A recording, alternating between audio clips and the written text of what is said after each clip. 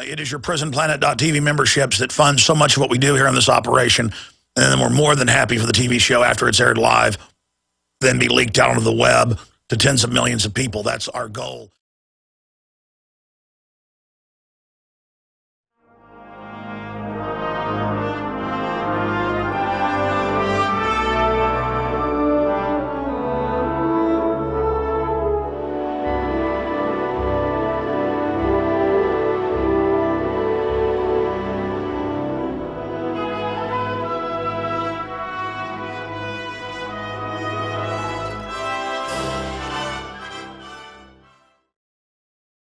Ladies and gentlemen, it is Thursday, the third day of the new year, 2013. And we are going to be here, Lord willing, for the next 3 hours. We do have Dr. Jerome Corsi joining us. They are going ahead with the North American Union NAFTA Superhighway program, despite telling the public that first it didn't exist, and then the legislature shot it down twice. It affects the entire nation. But begins down in Mexico through Texas up into Canada. They even have the whole highway planned out with the highway markers for all the way into Canada. But then when you talk about it, they say it doesn't exist. And that's part of the psychological warfare tactic they use in general. The legislation is introduced and is passed out of committee in Illinois to ban all semi-autos, even pump shotguns, pump rifles.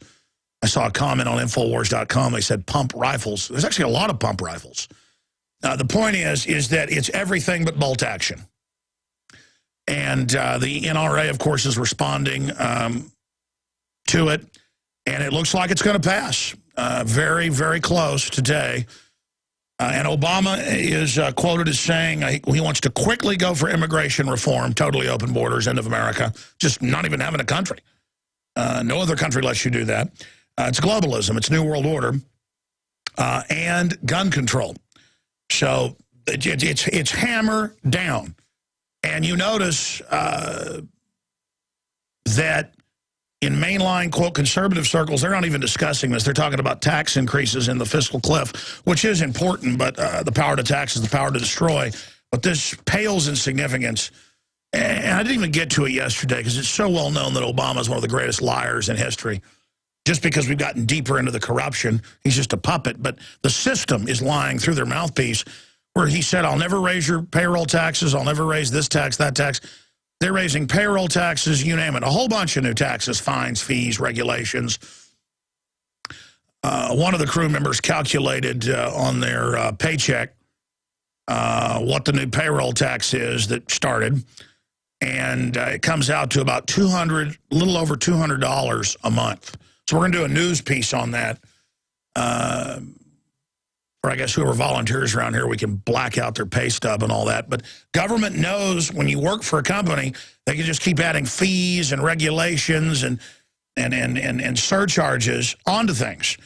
One of my crew members got pulled over literally 2 days after his insurance expired because he was going to sell the truck, because he did sell the truck.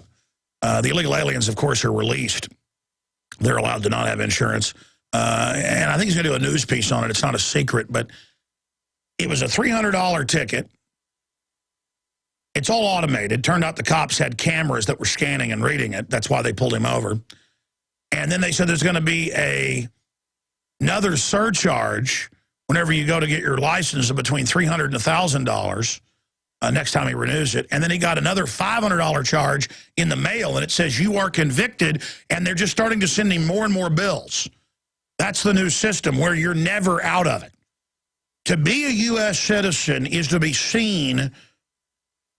You've seen those cartoons where the wolf looks at the rabbit or looks at the chicken and then actually sees it as like a skinned piece of meat on a spit and then starts drooling. When government sees you, that's what they see is a meal.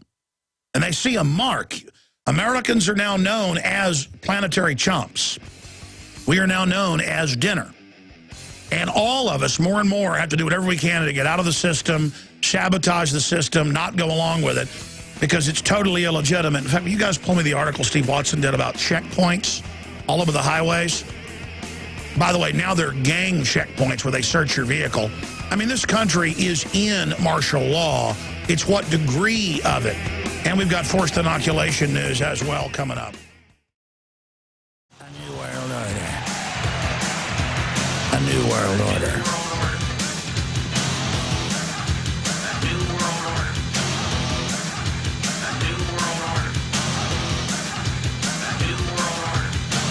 Ladies and gentlemen, we are live. It is Thursday, the 3rd day of January 2013, and we are going to be here for the next 3 hours. Wow, where to begin? I have a personal story of here in our office of just unmitigated, over-the-top oppression and tyranny going on with one of our crew members who we're going to keep anonymous at this point. And I'm going to tell that story calmly at the bottom of the hour. And I will tie it into everything else that's happening. But you need to understand, ladies and gentlemen, that the globalists are moving on every front. They are not just coming to confiscate the guns. I am so busy working and spending, time with my family and things that I never have time to go out bird hunting or deer hunting. I never even have time to really go to the shooting range. Maybe 2 or 3 times a year, I have time to go shooting now, or I have people visit and they want to shoot because I live out in the country now. So I guess I'm shooting a little bit more than I used to. Growing up, I shot every week. And, became a pretty good rifleman and even shot competitively a little bit with rifles and handguns. But that is a side issue, rabbit trail. It's not that I'm freaked out about physically Dianne Feinstein now introducing the bill today to confiscate most firearms. It's not even the idea of going and laying them outside and the police come and inspect your house without warrants. That's what they're announcing.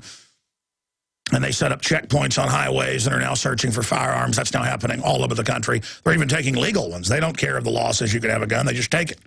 Right here in Texas as well. I mean, it's just martial law being phased in. It's that I know what comes with it. And it's going to be taxes increasing on everything. It's going to be VAT. It's going to be increased sales taxes. It's going to be increased taxes on energy. It is going to be increased payroll taxes. That's already happening. Surcharges. And it's designed. So many economists say this will destroy the economy. Well, that's the plan. I mean, they've got 100+ million people on one form of welfare or another. They want to go up to 200 million. They've gone from 25 million on food stamps to 49 million in 4 years. And they intend to double that. And they don't mince words about it. This is your domestication. America has always been the target. And we are to be fully brought down like Poland or Ukraine under Soviet occupation. And I've studied history in depth. That is the plan. And people could say, because I've tried to psychoanalyze myself, is it a macho action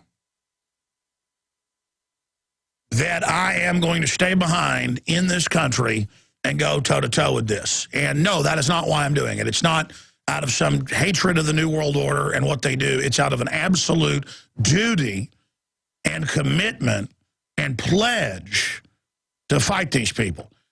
I just want to get it across to you, ladies and gentlemen, that they're hurting innocents all over the world. And they're doing things that, when you're even mildly informed, are so over the top that it boggles the mind.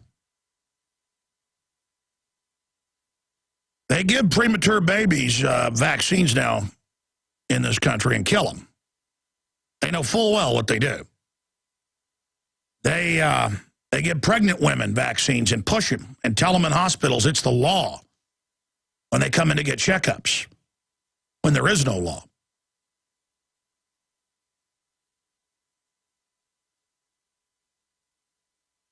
Guys, I sent you probably 50 IMs, and it's clear there's a problem. You need to reload that because I had the definitions and the history of gaslighting. It's a political term. So if that's not in there, I need you to go get me just the top 4 or 5 up. You know, the use of gaslighting, the psychological term gaslighting, because I want to cover gaslighting. It's just one term to cover a game the globalists play, and they define it as gaslighting. And it's when you walk in and you find your wife in bed with another man, and she says, there's no man here, and the guy gets up, dresses, and walks out. They've psychologically found most people will actually go, well, am I crazy? That's not a guy right there? And because of denial, how we've been programmed through television, gaslighting is more and more effective today than it's ever been.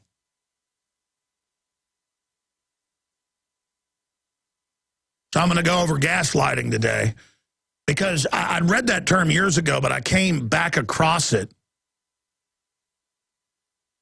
And I'm like, that's a great term for what I've been trying to describe. So many times you learn something and then you forget it. And they've got different terms for it. They've got Stockholm Syndrome. I mean, there's a lot of different shit, learned helplessness. But they've been building the NAFTA superhighway from Mexico into Texas and up into Oklahoma. It's all over the news here.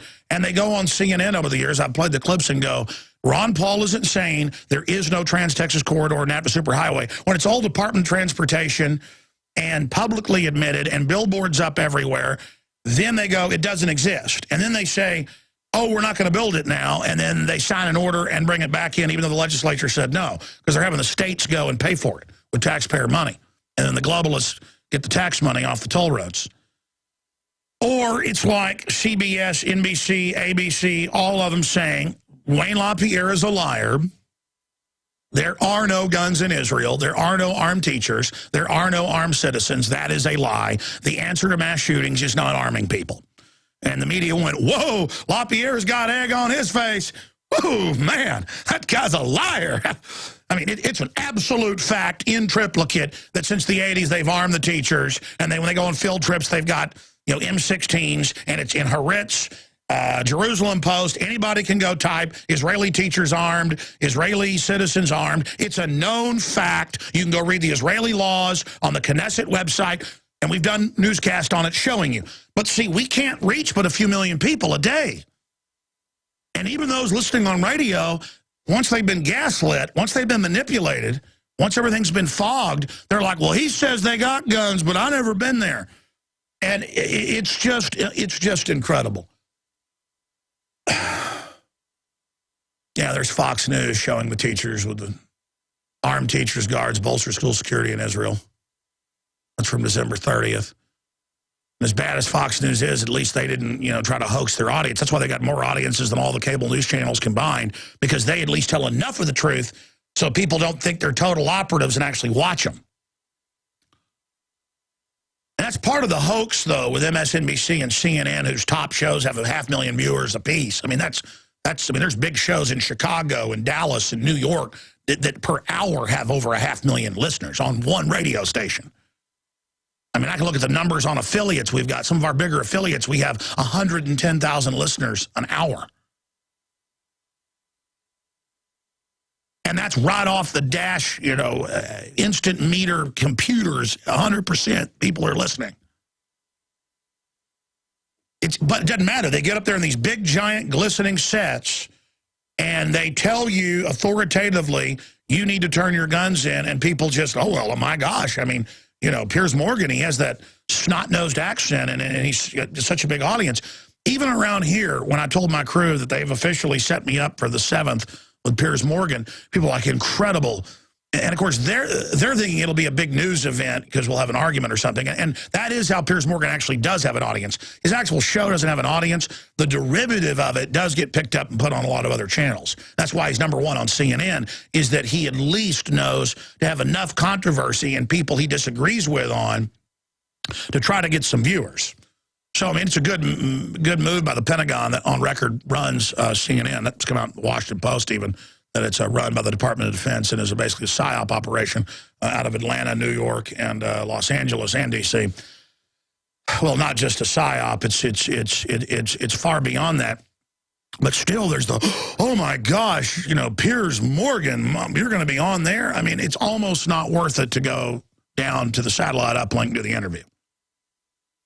Seriously, and I'm not just saying that. I turn down every week offers. Don't even call people back. I should, because someday there might be something good comes along. Reality TV shows, Discovery Channel, History Channel, BBC, and they send emails back going, we're a huge show. Now, I did want to go on BBC Radio last week, but I was out that day and missed it because it was that World Service show that's on everywhere, and it's live. That I would have done. But I don't like tape stuff because they can manipulate it. The point is, I'm not up here bragging, hey, I don't need them. It's that they are a hoax. But in a way, I probably should go participate just because the general lemmings see it and think, oh, man, you've really arrived. I mean, my goodness, you were on The View. And The View, actually, I did get a big response out of. I've been on Fox, CNN, MSNBC, Discovery Channel, History Channel, just you name it, I've been on it. A&E, 60 Minutes, Extra, hard copy, you name it, I've been on it in 17 years.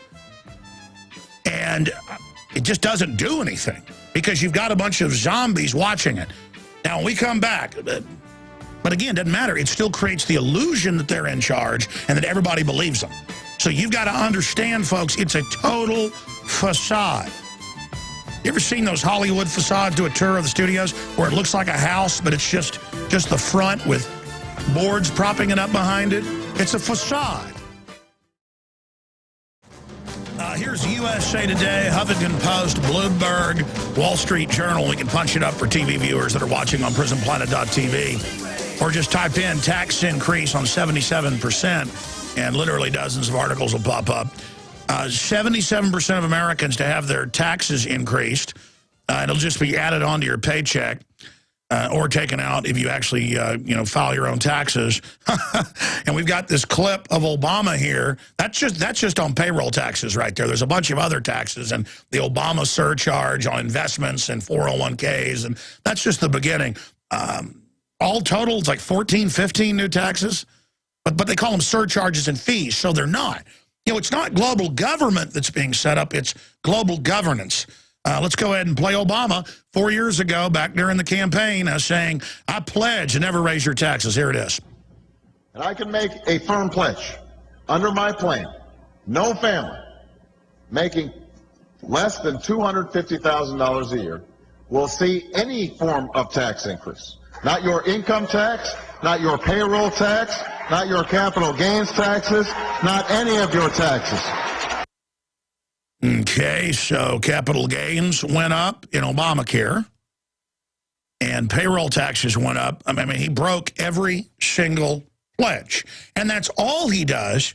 And a lot of Obama people over the first 3 years really woke up to him. His approval rating went down. But once it was the left versus right, rah, Obama, Romney, you're a racist if you don't like Obama, the yuppies and trendies, everybody said, well, hey, Obama's going to win. And then when Obama won, which was fraud, it was fraud to begin with, the fix was in, just like with the Republicans and the tax increases right now. It was rigged from who was in the race to the fact that Obama clearly didn't win.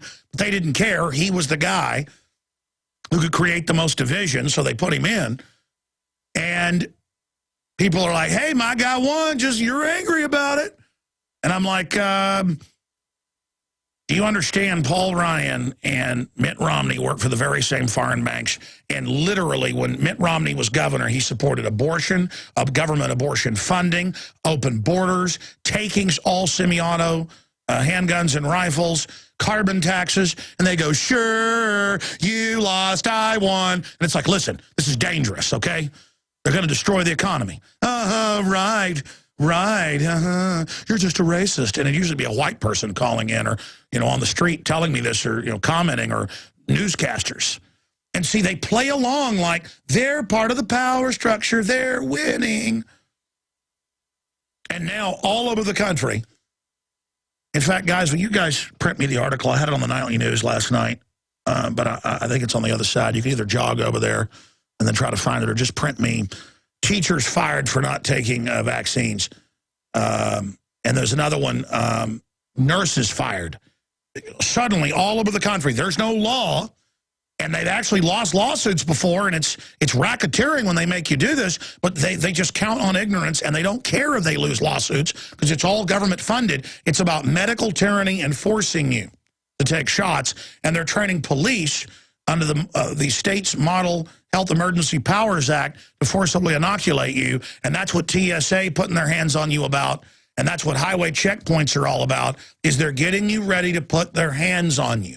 And I'm going to get into Feinstein's bill to physically confiscate your guns being introduced today.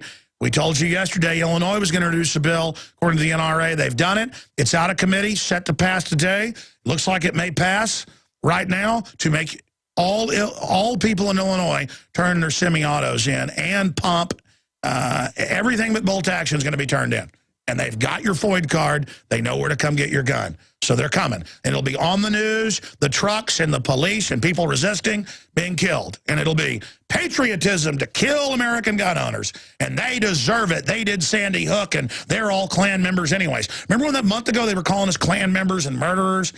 You're like, that makes no sense. Why are they just saying that? Because they're demonizing us. Okay, see, you never saw demonization like that before, did you? See, they're taking all the safeties off politically. They're announcing all of it. Here it is, nurses fired for refusing flu shot all over the country. And now they're telling people that have children, you're not going to get your kid if you don't take the shot. To my crew. To my crew. Now, we're recording them and stuff and not letting them know that it's my guy in there just to document all this nightmare. To get them.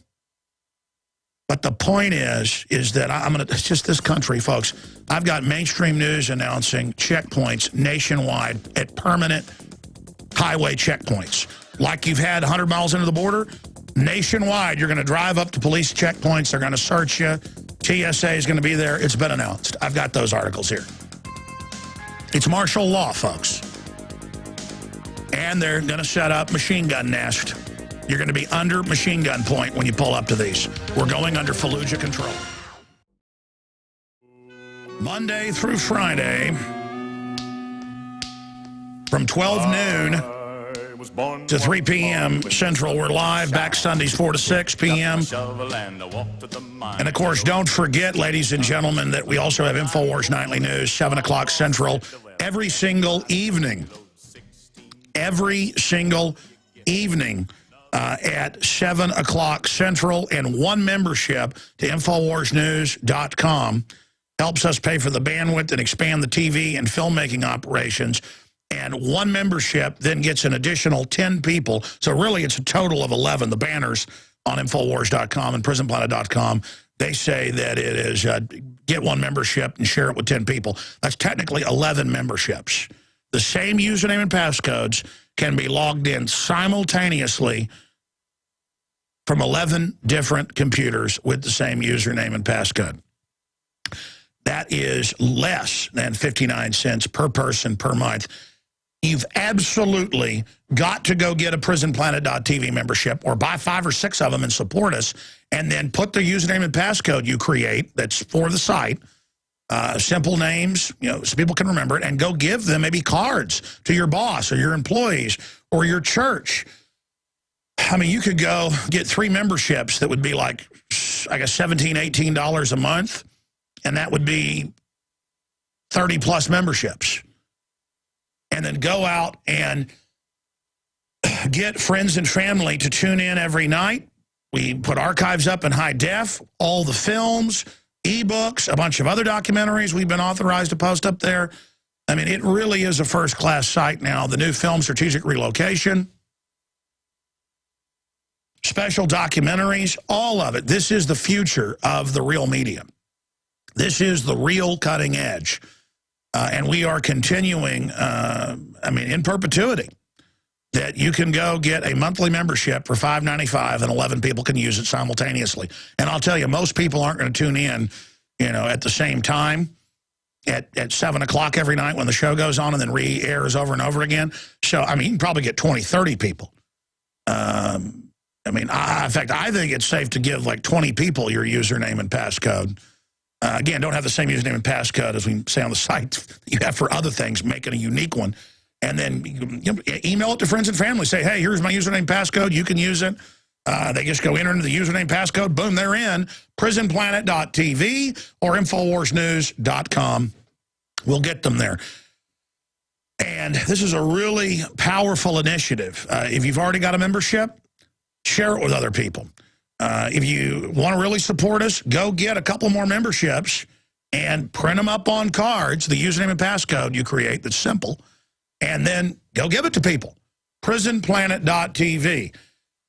And I see that people are using this, people are doing this, and it is very, very exciting to see tons of people tuning in when the transmission premieres every single evening at 7 o'clock Central Standard Time.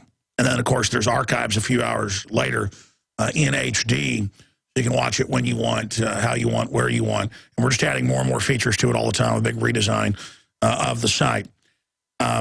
Okay, getting back into the news, let me just cover some of what's coming up here. Obama to quickly go for immigration reform. That means total open borders.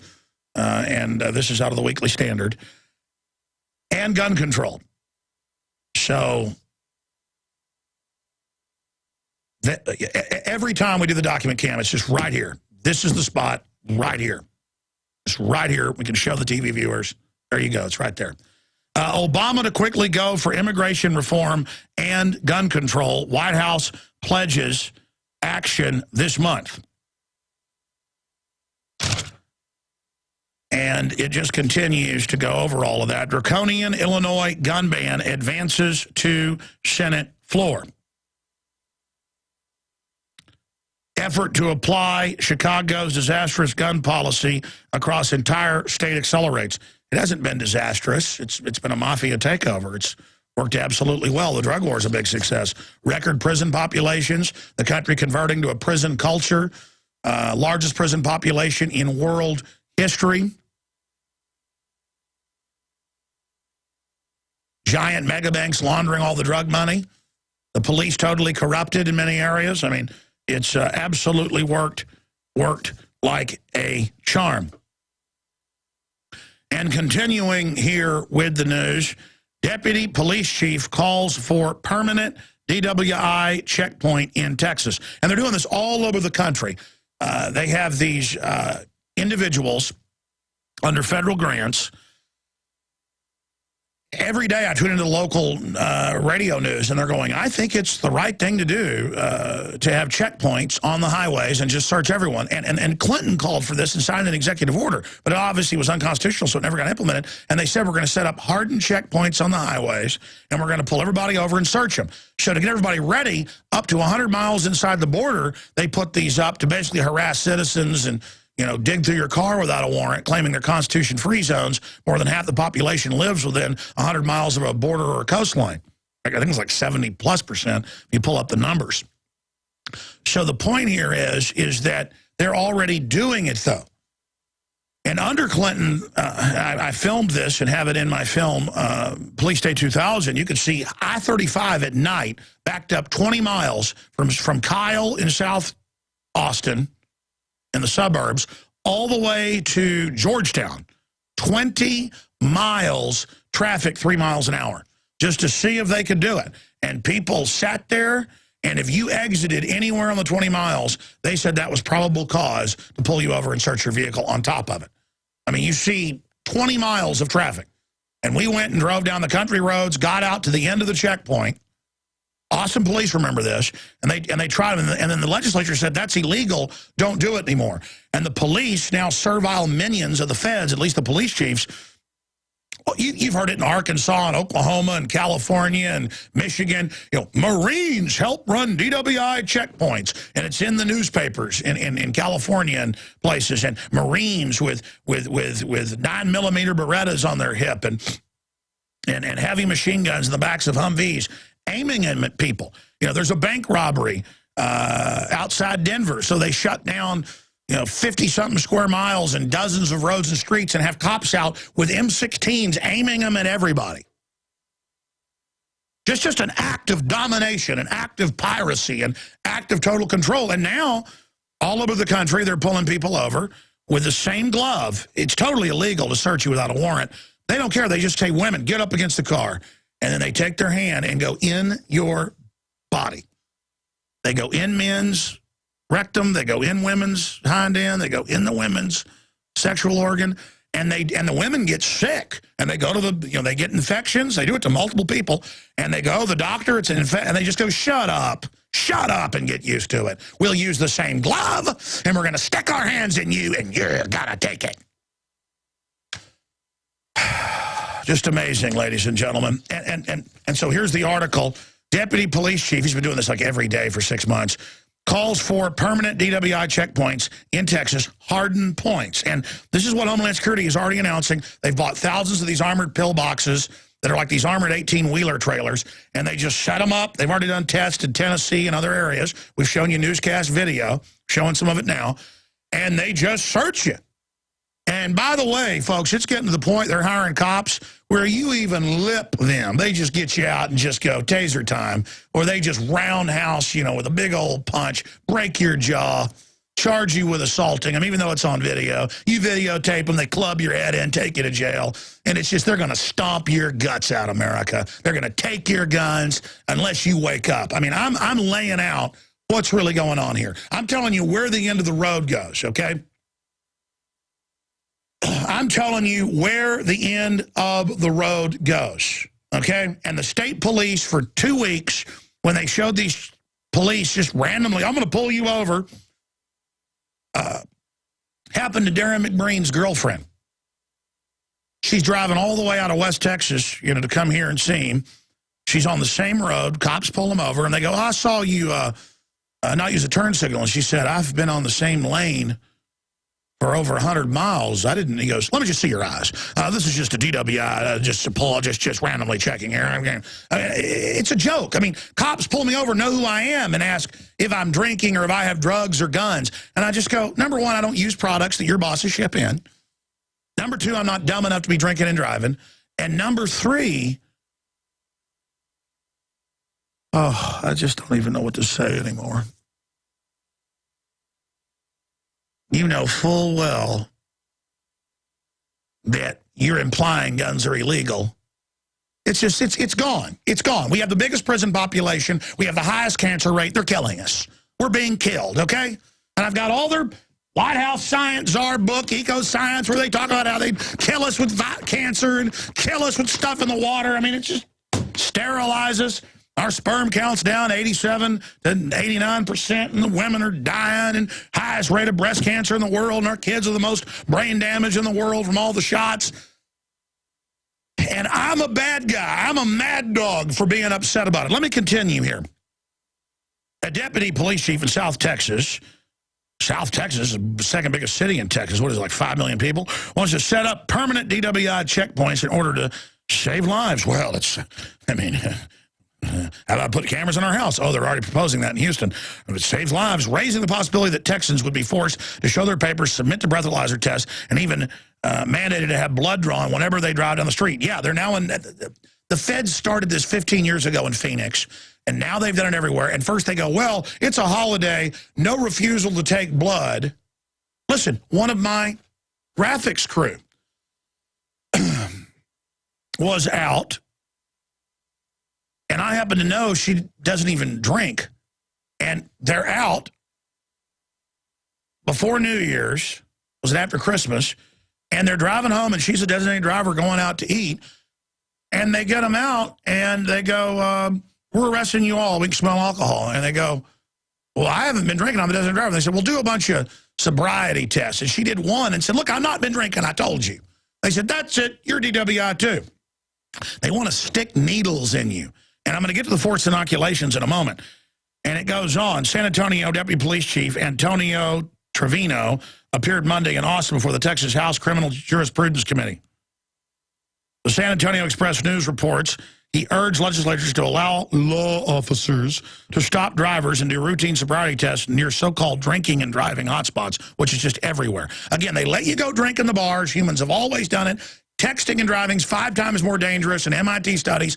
That isn't what matters. It's all about getting you into the system. But if you're an illegal alien, they let you go. He says local data could be used to identify areas where such behavior is prevalent. Okay, let me explain to you. They're already doing these illegally. Here's the next story, Steve Watson, Infowars.com, PrisonPlanet.com. Texas cops cite gangs as justification for unconstitutional checkpoints. They set up highway checkpoints across South Texas and then just search your car. They admit it in the articles in the McAllen Monitor and make you take your shirt off on the side of the road and take photos of your tattoos. And then the argument is, well, it's the Mexican drug gangs that our government trained and shipped guns to and launders the drug money for, Wachovia, Wells Fargo on record. I mean, it's all a joke. You made the drugs illegal, just like they made alcohol illegal, because you're criminals, because you want a cut of it, and you've destroyed Mexico, and now they're going to declare martial law. I had a state senator on 2 years ago who said they've already declared martial law on the border. Now it's coming all the way up to San Antonio, almost 200 miles from the border. I mean, I've seen Border Patrol vehicles pulling people over in Austin, and it's citizens. I've talked to people who've had TSA. We even got photos of it, big black armored vehicles that say TSA, and they'll come up and roust women in a parking lot and ask them what they're doing. I mean, it's just a bunch of goons like North Korea. And they go on to break down how they're doing it, and that's out of the McAllen Monitor. I mean, ladies and gentlemen, this is just unbelievable. Now, let me move along to this report right here. Nurses fired for refusing shot, KTXS. This is all over the country. Hospital employees had filed appeals citing religious reasons. 6 nurses and other employees at hospital in Indiana are out of jobs for refusing the flu shot. I just feel like it's a toxin. Well, it says it on the insert. It can kill you. And I don't want it in my body, she told the station. There are side effects. Says that in the insert. I can show you CDC saying it can kill you. There are no guarantees that it's even going to protect you. The flu shot has never been guessed a year early of what it's actually going to be, and it lowers your immunity by 50% each time you take it and gives you Alzheimer's. I mean, that's mainline studies. Now, let me tell you the story, okay? And we're not ready to give out the info yet because we want to not play that card right now because I'm probably going to help him litigate. One of my crew members' wife had a 2-pound, 6-ounce baby last week. The baby has brain swelling. The baby has blood going because of 300 heartbeats per minute out of its ventricles into the lungs. The baby is in critical condition. What's going on at the hospital? And I warned him, too, because it's a city affiliated when I said, don't go near it for your life. You got to go where rich people go because if you're going to go to a hospital because they don't feed on them yet. If you go to a big mainline mega hospital, folks, they see you as an animal. Or you better show up in diamond rings and top hats because you have a birth plan or whatever. You say on there no vaccines. And the nurses try to pressure you to do it. You go, I know there's no law. Stop saying there is. They're in there telling them, we're not going to give you your baby. And we're going to take your baby, which is may not, you know, it is in a lot of trouble. I want you to pray for the baby girl. We're just going to leave it at that. This is a great guy and great lady, friends of mine, just really good people. And they are in there day one going, you as parents must take the shots or you can't have your kid. Hepatitis, flu, you name it. No law, but they're telling them it is. You understand how criminal that is? But they just do it because they're backed up by the police and their ignorance and their evil. And they're in there saying basically that, well, I'm going to break it down after break, but you remember just 4 years ago, everybody knew you don't give a pregnant woman a vaccine because the insert says can cause a miscarriage or brain damage to the child. And it's just well known for decades. And I got crew here who have wives who are nurses where they're pregnant, and the hospital's like, okay, you don't have to take the shot because you're pregnant, because the doctors still know that. But now they've come out in the news and said, no, if you're pregnant, you need extra shots. Folks, they want to just see if they can kill us right out in the open, and they're there. Imagine when a mother is in these desperate straits. They forced her to take the shots outside of law, saying, we'll take your baby. It's unbelievable. Let me break down how evil, how criminal, how wicked the TSA, the hospital workers, the police, the whole system, they gang up like gangs and say, we're going to drag you off in a room and stick our hands down your pants. We're the state police.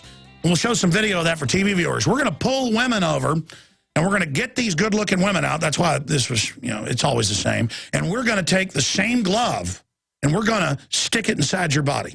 That's America, folks. And the sycophantic fetish of worshiping government is so incredible that people are like, it's the right thing to do. It's for our safety. And they're showing the video now, and they go to the next woman. It's even more incredible. Now, like, same glove. It's on record. Here they go. That's on top of all this. Now, let's expand on this. One of my crew members, probably the sweetest person that works up here, in fact, no doubt the sweetest person that works up here. They're so excited about having a baby. And, of course, the system pushed to have ultrasounds over and over again. And I was like warning them that it's studies show that causes this. But the point is, that goes on. There's a medical mafia. And then they're in there for like a week now. And they come in and they go, you know, you're not going to get your baby unless you take shots. And this is somebody that works here and is smart. And they go, there's no law. They're like, yeah, there is. Well, show me the insert. There is no insert. Well, I want the one without mercury. Just see what they go. There is no mercury. It's all just, you're like, well, yes, there is. It's all just savage lying. It's just, and it's called gaslighting. That's one term used in psychology.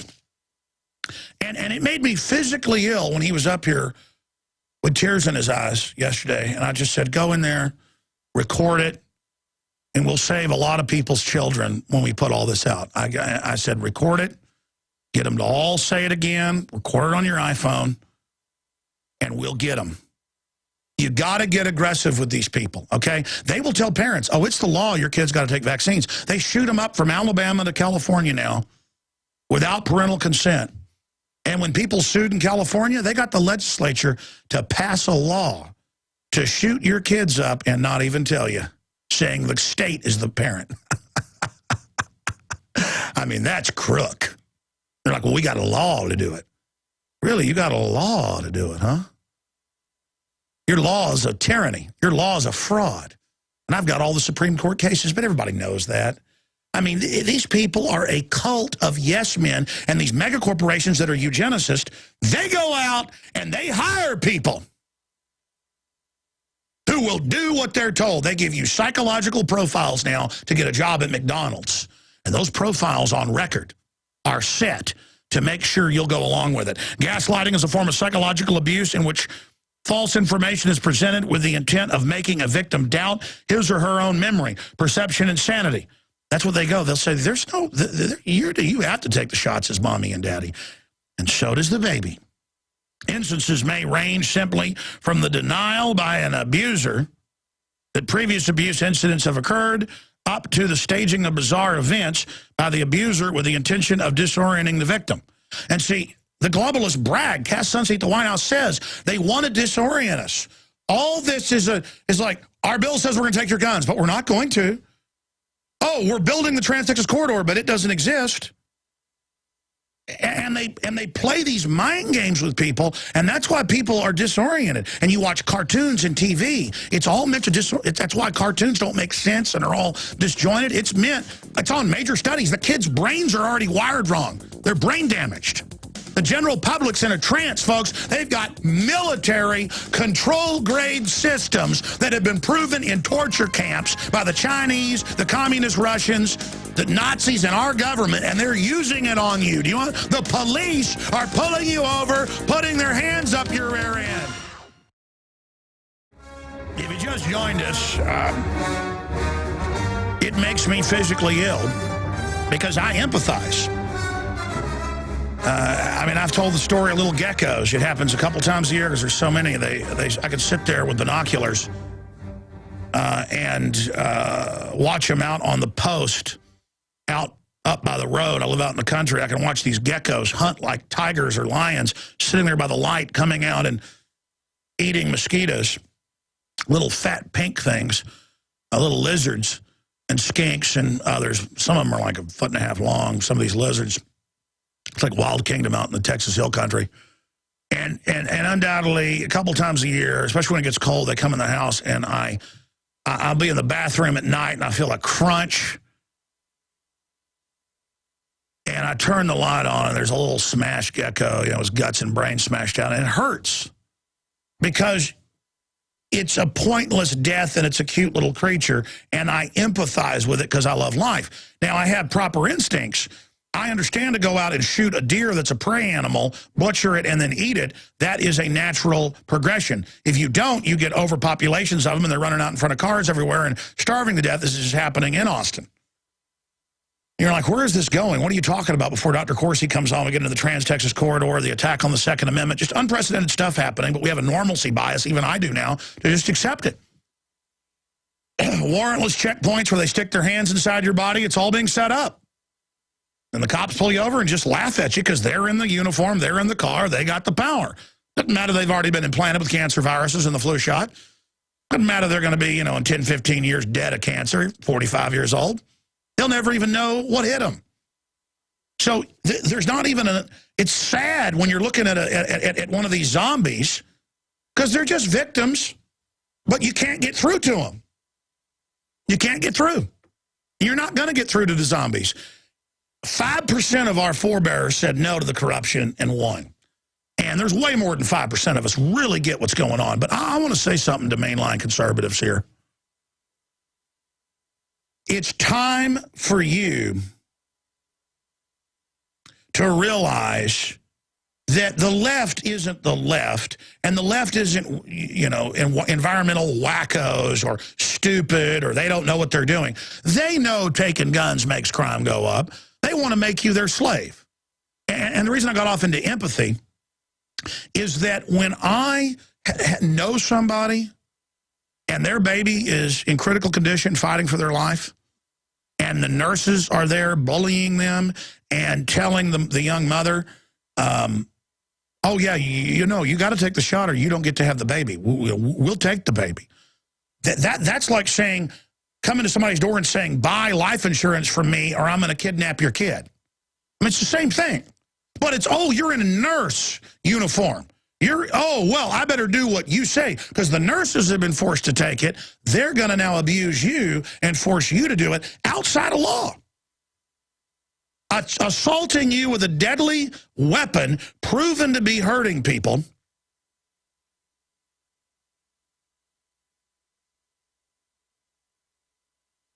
It's amazing. And they sit there with gaslighting. And I'm telling you, gaslighting is a term used since the 30s, and there's other clinical names for it, and it's in psychological warfare manuals that are declassified that I've gone and read, and training films that you can look on YouTube, Army training PSYOP manuals, of how when they would take over a third world country, how they'd control people and round them up. Oh, our military's done that. You go watch those psychological warfare videos, just type that in, Army psychological warfare videos, and you'll see them from the 50s and stuff, and it's what they're setting up with the checkpoints and the tattletales and all this. And they'll come to you and you're like, you just use the same glove to go in my hind end and then in theirs. And they'll go, there's no glove. And you're like, what do you mean there's no glove? Because it's a psych warfare technique. If there's no Trans-Texas Corridor, Israelis don't own guns. My friends, we are in extremely dark times. The darkest of my 17 years on air. And unfortunately, our worst analysis is coming true. The worst case scenario is now unfolding. You could probably tell I'm a lot more serious and focused on air. I'm a lot more angry. And it's because the globalists are hammered down. They are going for broke right now. As the Bogdan Brzezinski has said in 2 Council on Foreign Relations speeches, also another one in Poland, and in his new book that I read a few months ago, the globalists are in trouble. Worldwide, there's an awakening. And so they are going to try to artificially trigger revolutions and put radical Muslims in charge to destabilize the whole world and then use that threat to take our liberties. It's the old British game of divide and conquer. expanding on that. It is in the Illinois Senate. The NRA says it looks like it may pass. The article is up at Infowars.com. It is a physical gun ban of all semi-automatics, revolvers, handguns, you name it. In fact, we'll punch up Infowars.com for viewers, and people can actually see that article if they're watching at prisonplanet.tv. But gun ban bill advances to Senate floor. Now, notice they use the psychological warfare program of saying, we never want your guns. We don't want to make you turn them in. That's preposterous. I've played Joe Biden saying it's ridiculous. Nobody's going to try to take your handguns. Nobody's going to try to take your shotgun. When he authored an even stronger assault weapons ban that called for them to physically be turned in, that Dianne Feinstein originally turned in, that made you physically turn in all semi-autos. And we've played the clip of her saying, I tried to get a bill where Mr. and Mrs. America have to turn in their guns. I'll play that clip later, but if you're a new listener, it was all over the news last week. But then they play this game of, we're not doing that. We're not doing that.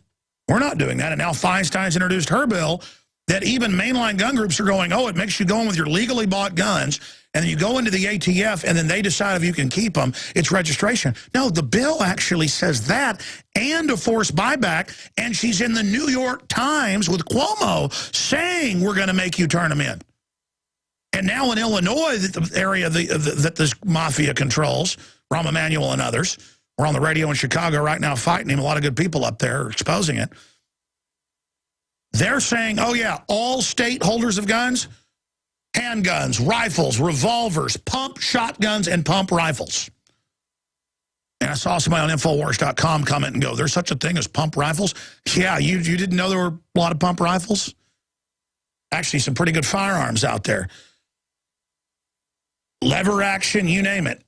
They basically are banning everything but bolt action and single shot. And they've got the FOID registration. They always use registration to then confiscate.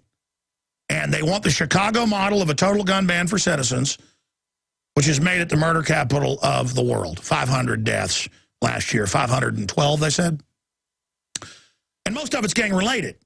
The point is that just as the days of Al Capone, it's gangs killing each other. Citizens have a right to defend themselves. And a lot of those deaths were citizens defending themselves. Dr. Jerome Corsi is going to join us for the balance of the hour, and I appreciate him coming on. We're going to get into this. We're going to get into his article where Perry is still doing public-private partnerships, Trans-Texas NAFTA Superhighway in pieces. And people say, I was on Mancal yesterday, and he said, well, why is it important if it's in Texas? He was asking a rhetorical question. He knew why. A really smart guy, Eric Muller. And I said, Eric, there's 40-plus major interstate highways, another 40 other corollary roads that they, in the official Department of Transportation documents, say they want to take over, put taxes on, and fund the North American Union with. And it's an artery right down to the Pacific side of Mexico with the biggest port now in the hemisphere to bring in Chinese goods. And it's an international corridor, like the Romans used roads to control things. And I made the film Endgame, Blueprint for Global Enslavement, almost 3 hours long. About 30 minutes of it is on this subject. And it shows Bush giving speeches saying we've merged the North American Union with the EU, all the agreements. I mean, we're already way down the hole here. So all of that's going on. And that's what this is about. We're already under a North American Union. But the states twice voted it down. Texas is the main funding artery to fund it all the way up into Canada. They've got mile markers all the way to Canada. It's marked for mile markers all the way for something like 2,000 miles. But they just call it the I-35 shoot-around outside Austin. But it goes all the way to San Antonio. It's there. And CNN, I've played the clips, you've seen it, would say Ron Paul 4 years ago is insane. There is no Texas superhighway. There is no Trans-Texas corridor. We had billboards all over the state with a cowboy going, I like the Trans-Texas corridor and paying tolls. And they had ads going, yeah, it's Trans-Texas corridor. Texas is proud to be part of the NAFTA superhighway system. I'd go to movies and see ads before the movies going, Texas is a proud part of the North American Union. I appreciate all you're doing. Meanwhile, we go, hey, we don't want this. It doesn't exist. And that's a psychological warfare term called gaslighting. Is a form of psychological abuse in which false information is presented with the intent of making a victim doubt his or her own memory, perception, and sanity. Instances may range simply from the denial by an abuser that previous abuse incidents ever occurred, or even the staging of bizarre events by the abuser with the intention of disorienting the victim. That's why they'll have school drills unannounced where they aim guns at kids. It happened to my crew who's got kids in public school. They come and bang on the elementary and say, "We're here to kill you." And the kids all cry and get scared. And they go, the teachers go, following a manual, "We're sorry we had to do this. It's because of American gun owners." In one manual in Michigan, the feds issued, it was, "We're sorry to do this. This was due to homeschoolers and people against public education." That's AP. If you think I'm joking, they go, "Sorry, we just blew up a car in the front parking lot and came and said we were going to kill you." And children literally urinate on themselves. Teachers have had to go to funny farms over it. Literally, this has been in the news, have breakdowns where they marched people out saying they're going to kill them in mask and don't tell them it's a drill. That was in Minneapolis, St. Paul. Okay, I'm ranting. We'll go to our guest. I just want to introduce this because some stations just joined us in this hour. That it is a psychological warfare program, and the police are being brainwashed, too, to just accept this. Now they're announcing checkpoints all over the country to stop gangs and look for illegal guns. The hammer's being dropped, and Dr. Corsi can break this down. He, of course, has worked with the State Department and national security in classified areas. He has a Harvard PhD in political science. He's worked for, Fortune, top mega banks, you name it. I'm not going to go over his whole bio. He's got, I don't know, 3 or 4 #1 New York Times bestsellers. But this is the total takeover. And the Republicans, you notice, $1 of cuts for every $41 in tax increases. 77% of Americans, massive tax increases. Obama lying about that. They're announcing total open borders, total legalization. They're going for our guns everywhere. It's on. Checkpoints, everything. Dr. Corsi, how bad is it? It's even worse than I thought it would be. What is your take? Why is it moving so quickly? I mean, it is like the dam has broken. Well, I think it's a rush to the finish line. I think the New World Order sees an opportunity. With the article I wrote in the WorldNet Daily, WND, just over the holidays, it's clear that Governor Perry, with the Trans-Texas Corridor, that it's back. I mean, I researched it and found that now there's something like $20 billion in road work underway throughout Texas on these public-private partnerships. That's the key idea, the public-private partnership. In other words, and typically, three of these deals I looked at in particular, this State Highway 130 near San Antonio, extensions of I-35 around Dallas-Fort Worth, Cintra, C-I-N-T-R-A in Spain, which was the company that was going to do the full development of the Trans-Texas Corridor, the 4,000 miles that Governor Perry proposed before we exposed it, and they had to withdraw the plan in disgrace. But the Cintra is going to build these highways on 50-year leases, where, for instance, let's say Cintra puts up $5 billion. The state of Texas subsidizes with $1 billion. Cintra builds the extension to the road. Now they're doing it piece by piece. And Cintra gets to run the toll road for 50 years on a 50-year lease, and Cintra in Spain collects the tolls from the motorists driving in Texas. And again, this was something that Governor Perry said he'd put an end to. 2009, there was a pledge to end the Trans-Texas Corridor with Cintra. Well, don't forget, you've seen the clips where the CNN just said it didn't even exist. Right, exactly. I mean, they're still denying that any of this planning exists, or that, Winnipeg up in Canada has been declared by Prime Minister Harper to be an inland port, and they're building the same infrastructure. What's incredible is the meetings, the maps, all of it's 100% public, and then they first announced it even in Time Magazine, and then when we don't like it, they go, "You're crazy, that doesn't exist." Well, they deny it. They laugh about it. They, if you remember up in Montebello in Canada, when they were asked, Harper and Bush, and at that time the president of Mexico, 3 of them meeting in the Security and Prosperity Partnership, if there was going to be a NAFTA superhighway that was going to combine the three nations and this continent, North America, into an international transportation system. And Harper laughed at it and he said, oh, yes, it may be intraplanetary.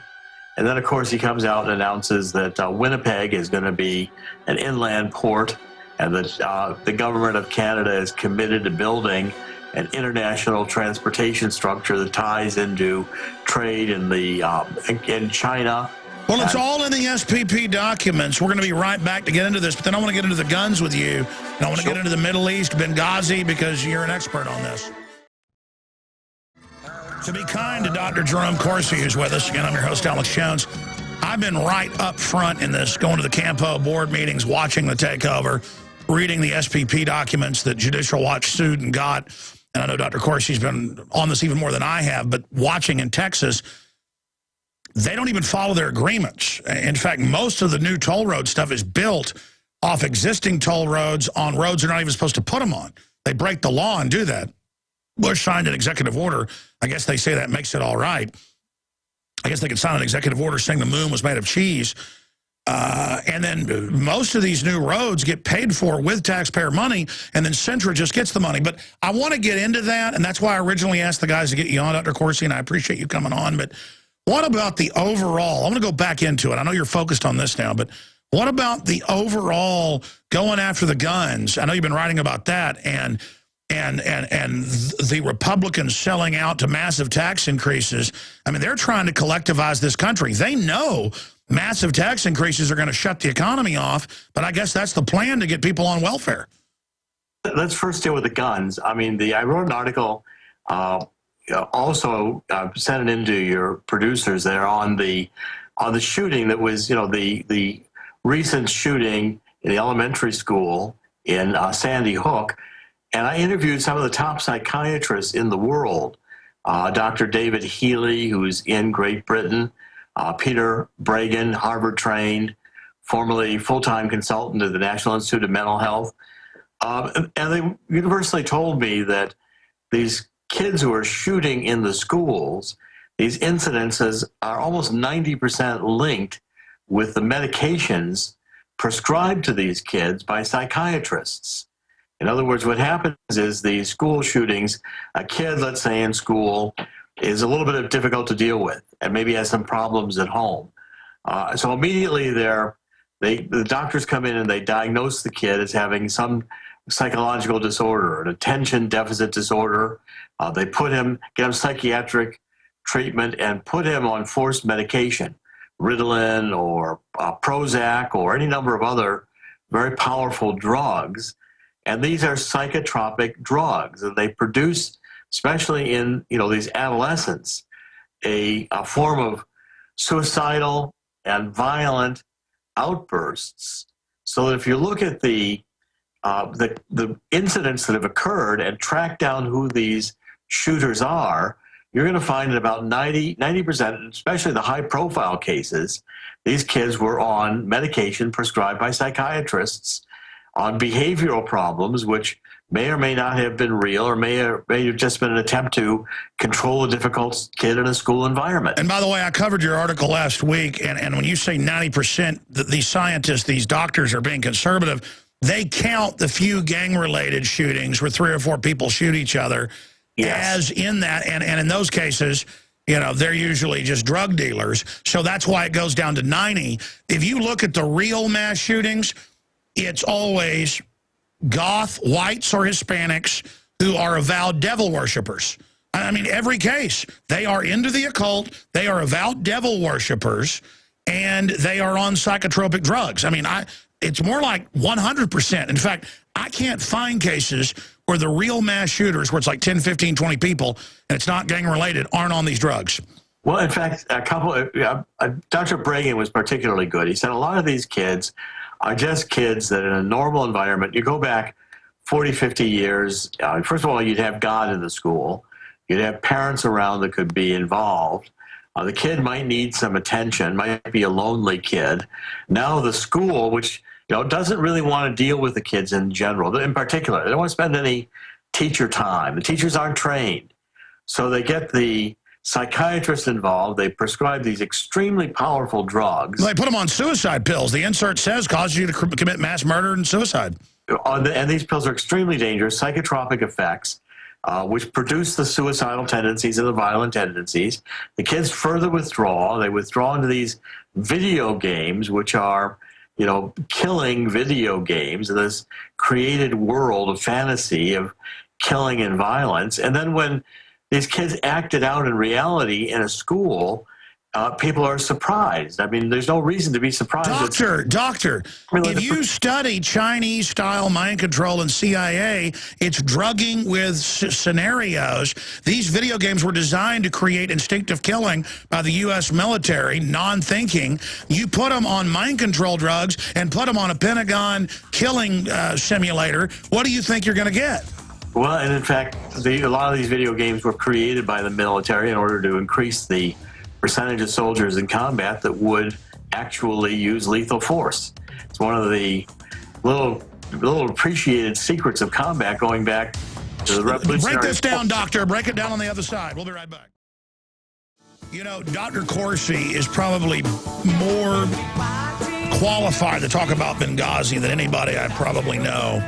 And I should have gotten him on the last few months about that. It's just that it gets lost in the shuffle. And I'm jumping in, chomping at the bit, wanting to back up everything he says because it's so on target. I want to get into that and Hillary's feigned garbage and all this other stuff that's going on and where he sees America in general going.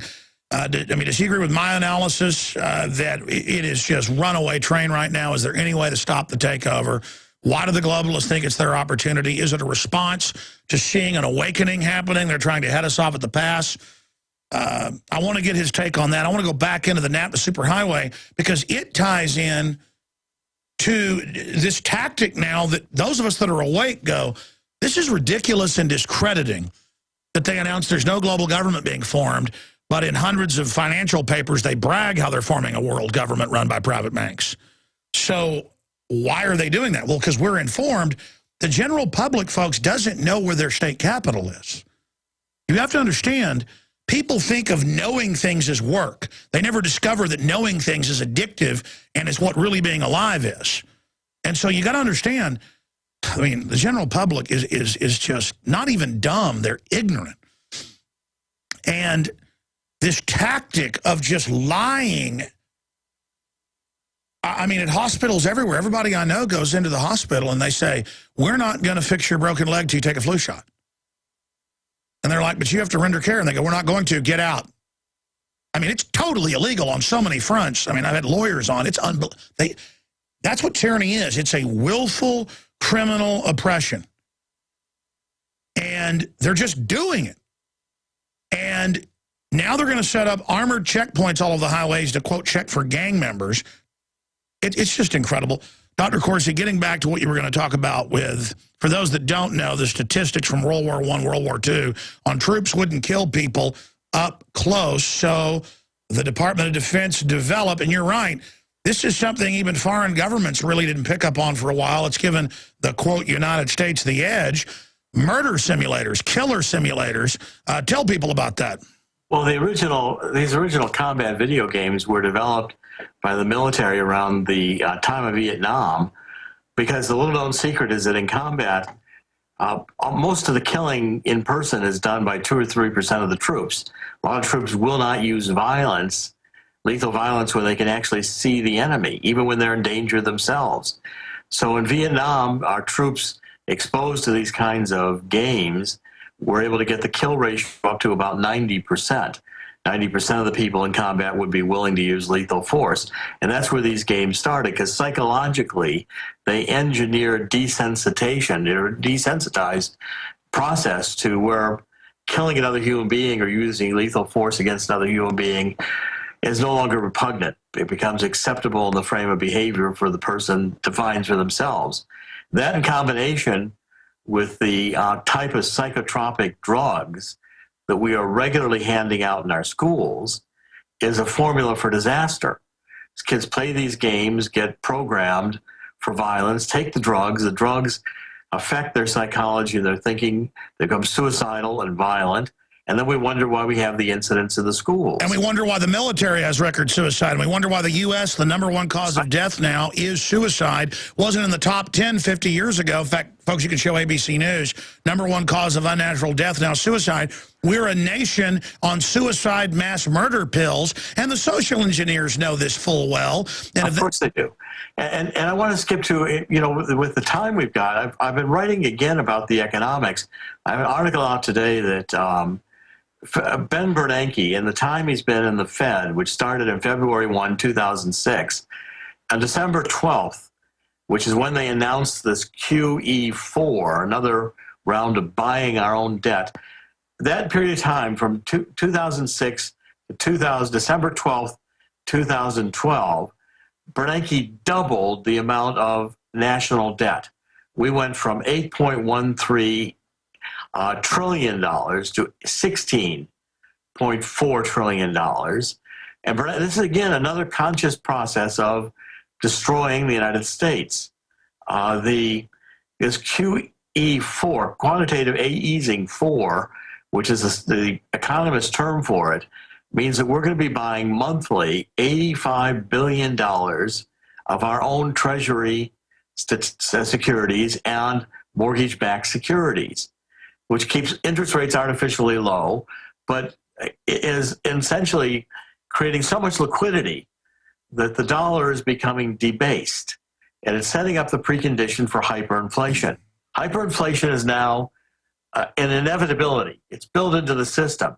And again, the economists know this because in the crisis of hyperinflation, crisis of all these mountains of debt, the Americans will give up freedom. They'll move into an international environment. They'll allow the...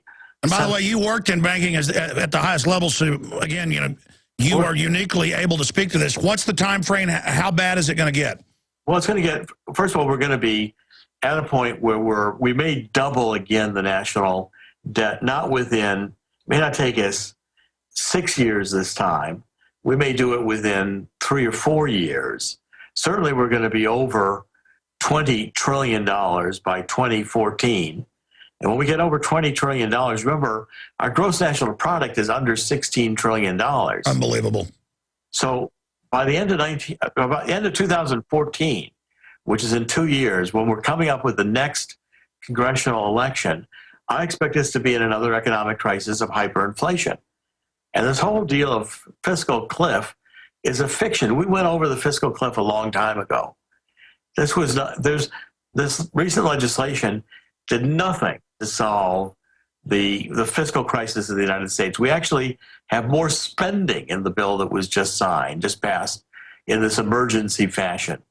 And the idea that people, again, lies were rampant. Obama was saying that, you know, no middle-class taxes were going to be increased.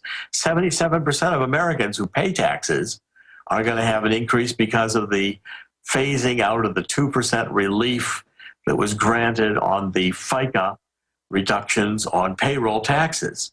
That's going back in. So, you know, even though this lie was told, Obama will say, well, I didn't mean that. But people are still going to get smaller take-home pay, and they can judge for themselves whether they were lied to. The federal government lies to us regularly. The Obama now lies boldly and doesn't even get called for it by the mainstream media. And this whole idea of increasing our debt to a proportion that's unprecedented in the history of the world, you know, buying our own debt. I mean, you have to get your mind around the Treasury is issuing debt and we are buying it in the Federal Reserve. It's so insane. And at some point or other, you can't keep doing this. You can't keep printing money. This is just blatantly printing money. And the liquidity may boost the stock market, but eventually, like the Weimar Republic, you get into hyperinflation. And the authorities doing this, including Ben Bernanke, know that it is inevitable that they're going to debase the dollar. In fact, it's a plan to debase the dollar. You can't look at it any other way. Now, I sent in the links. I just published a book on Obama's plan to bankrupt the United States. And this goes to the Cloward-Piven theory. And I really think it's critical people understand what the Cloward... And we're going to put your new book up, and we've been showing WorldNet Daily and the information. In fact, I want to get this book. I haven't read it yet. We've carried your other books, but I know this is going to be powerful because I I know their game plan as well. And what's incredible is, and I know you know about this, you've written about it, they brag that they're bankrupting us. Communists don't bankrupt things on accident. We always say communists are bad managers and, quote, things don't work. Because of the incredible production of the last 100 years and science, even in a communist system, if it wasn't run by devils, it'd be horrible and it would be unfair, but everything wouldn't collapse. They collapsed Ukraine and Poland on purpose. This is not a secret. They collapsed China and killed between 60 and 80 million people, they debate the numbers, to radically transform forever. They understand you've got to break eggs to make an omelet. It's about the control, and so the goal is going well. More people in prison, more people on welfare, paying to ship General Motors to China. I mean, this is a plan, and I've read the review of your book. I know it breaks down where they say it's their plan. So explain to people, they're not, California, when they raise taxes over and over again, that's meant to bankrupt the state. I mean, explain this to people. Cloward and Piven were two sociologists at Columbia when Obama was there, when Brzezinski was there. And their whole idea was that to destroy capitalism, you create social welfare programs, all the unemployment insurance, the Obama phones, the entire list of programs where the government is paying checks to people.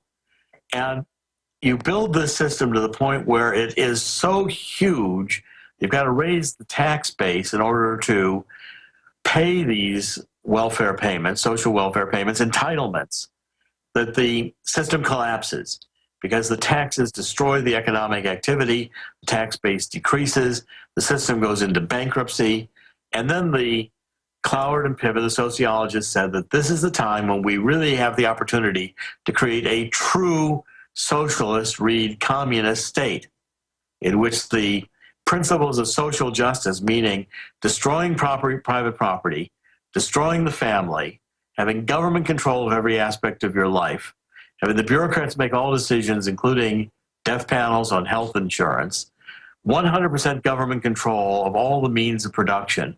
This is what the communist dream has been. And the Cloward-Piven theory is a way to make the Democratic Party essentially advocate the socialist themes, welfare.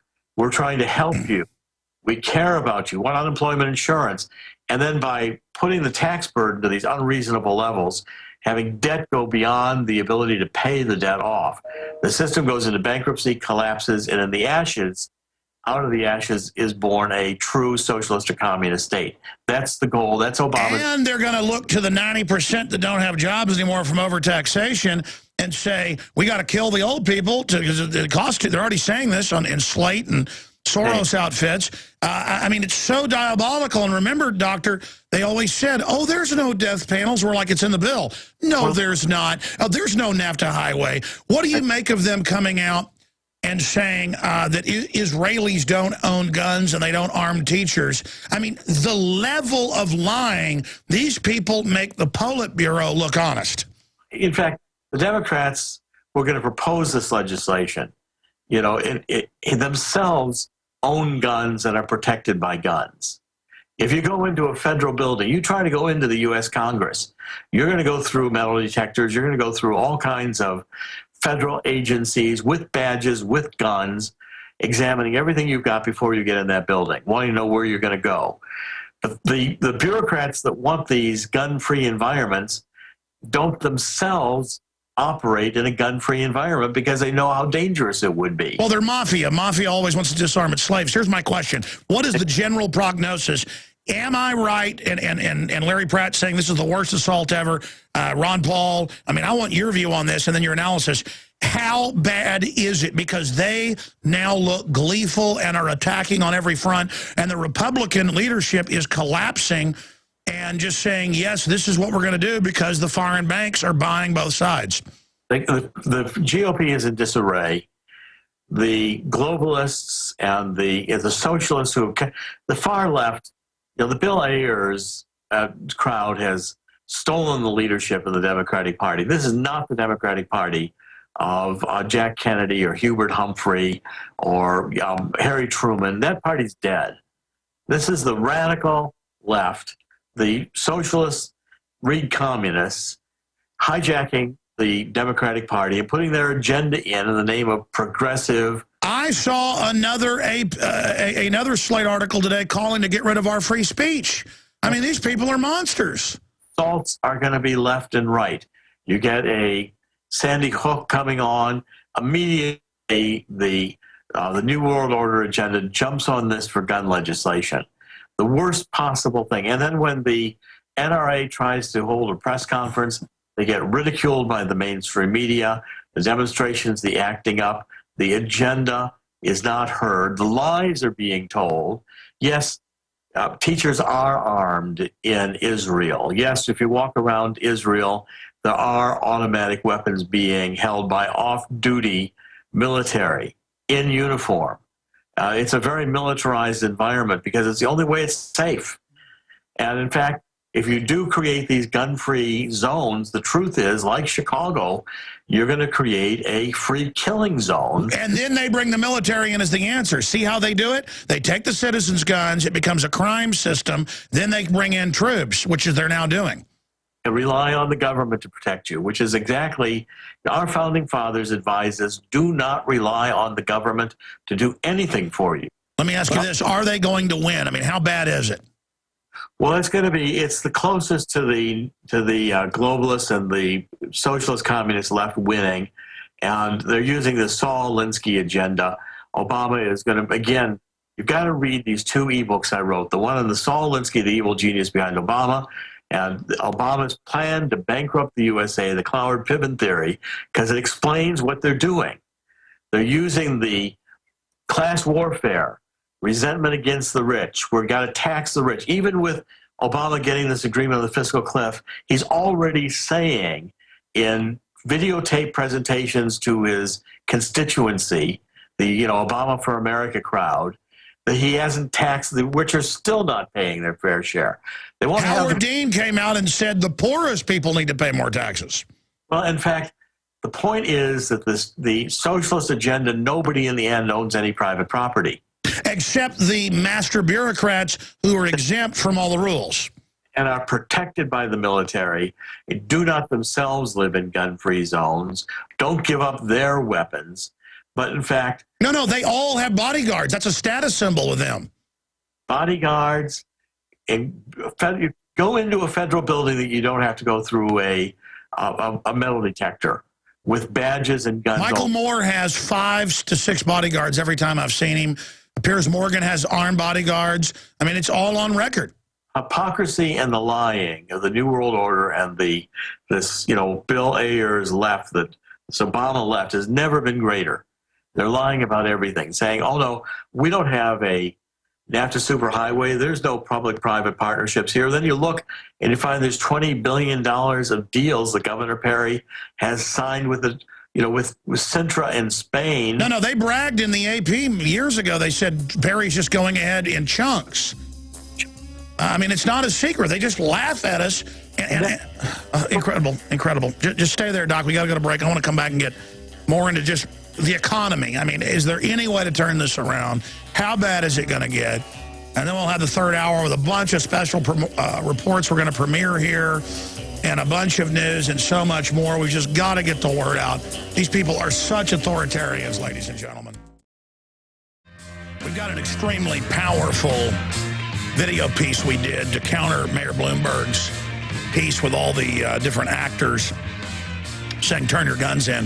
One of our listeners, again, I'm proud that our listeners are so active, put out a video showing how each actor in there is in these movies involved in gratuitous mass murder and shooting, which then anti-gunners who aren't even gun owners, because there's not just the predatory anti-gunners who know they want to disarm us and make us slaves. There's folks who've never had guns, and they think of guns like Hollywood, that every time a gun's out, somebody's Uziing someone. And they're real scared of them. And Hollywood helps do that. And one of our listeners put out a video that's had millions of views because drudgereport.com linked to it. And then Fox News picked it up and all these other channels. That's what I keep telling listeners. I'm nobody special, folks, and I've reached 15 million people a week now, one way or another. Okay? People like Dr. Corsi, who's well-researched and smart, he reaches millions every week in interviews and his books. One of our listeners, because I went to his channel and saw, he listens to the show and some of his videos, went and did something that's been seen by tens of millions now. And we're going to put a video out that hopefully will get seen by millions that really counters Bloomberg. It's up to you, though. And just thank God for Drudge. Listen, I got to say something, Dr. Corsi. I'm not just kissing the rumpus of DrudgeReport.com. I've been tracking it, and more, it's WorldNet Daily, it's InfoWars, but we're like Junior when it comes to really just every time Drudge is able to take our information and others and his research and really force it out there. And I see the system always demonizing Drudge because they don't like it. And I think it's a tale and an example, an allegory of the fact that we can win. You know, if we get aggressive now, so let me ask you solutions in this segment and 5 into the next hour. I know you've got to go. What can we do to really beat these people? Because even a lot of folks don't like socialism, but their jobs have been shipped overseas. They're disabled, and Obama's going to give them money until he fully takes over. Then he's going to euthanize you. What can we do as solutions, Dr. Corsi? Well, first of all, you're right about Drudge. Drudge is doing yeoman's work, and so are you, Alex. We're in the battle. We're doing it every day as well at WND. The weapon we've got is the truth, and we've got to keep developing and presenting the truth to the American people. We've got the advantages of being able to communicate with millions of people through the internet. We've got the ability to get the word out, and people are reading and paying attention. In the next few years, we're going to have to learn how to even use social media more effectively, how to use all of these techniques of reaching people one by one in their homes, knowing who our listeners are. There's great advances coming in the ability, I believe, to technologically reach people and communicate with people individually, but in large numbers. But the advantage we've got is the truth. And I think if we keep going back to it, I mean, every one of the articles I write, Alex, I footnote. I've got all kinds. You can go look at the original sources. That's what, made the articles of the North American Union, going back to when I was writing the late great USA in 2005, 2006, so powerful, was I linked to their own documents, the government's own documents. If you look at the article I have on Bernanke increasing our debt, I linked to the Federal Reserve minutes in which that is announced, which is a document that's boring. Most people don't want to read it. But when you see it, it's startling, because there the Federal Reserve is telling you they're going to buy $85 billion a month. I mean, that's staggering. It's like, we're going to buy $1 trillion of our own debt.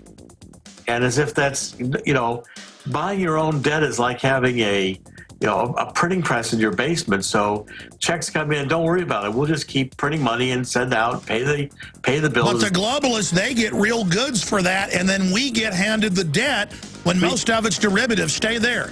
Again, we're bailing the bankers out. We're going to do 5 more minutes. I want to hear more solutions. Dr. Jerome Corsi's got to leave in about 4 or 5 minutes. He's got another interview coming up. And again, I've been covering the whole field here, throwing stuff at him, but finishing up with solutions. I guess the solution is the truth, as you said, and knowing what their plans are, bankrupting America. How do you expect things to go? Sure, people are waking up, but the power structure is accelerating things. In your gut, how do you see things ending? And in your gut, are you the most concerned you've ever been? I'm the most concerned I've ever been. And we're going to have a series of crises that are produced, that the only solution offered is more government control by both parties, Democrats and Republicans alike. This is where the Tea Party's got to recognize that the Republican Party is not necessarily a natural home for conservative movement. It's not only exposing the truth, which we got to do, but it's exposing the hypocrisy of the socialists, the communists, the Obamas. Obama lives, he's talking about, the rich don't pay their fair share. Well, Obama's living a life that would make most kings and queens in history pale in comparison to the privileges he gives himself and his family. We've got to expose this. Al Gore does not live a carbon-efficient life. None of these people. Michael Moore is protected by weapons, as is Nancy Pelosi, as is Senator Feinstein, and Chuck Schumer. All these people go into a federal building to work all day, where you go through a metal detector and there's guards all over the place to protect them. The hypocrisy is what exposes the New World Order, the lies and the hypocrisy.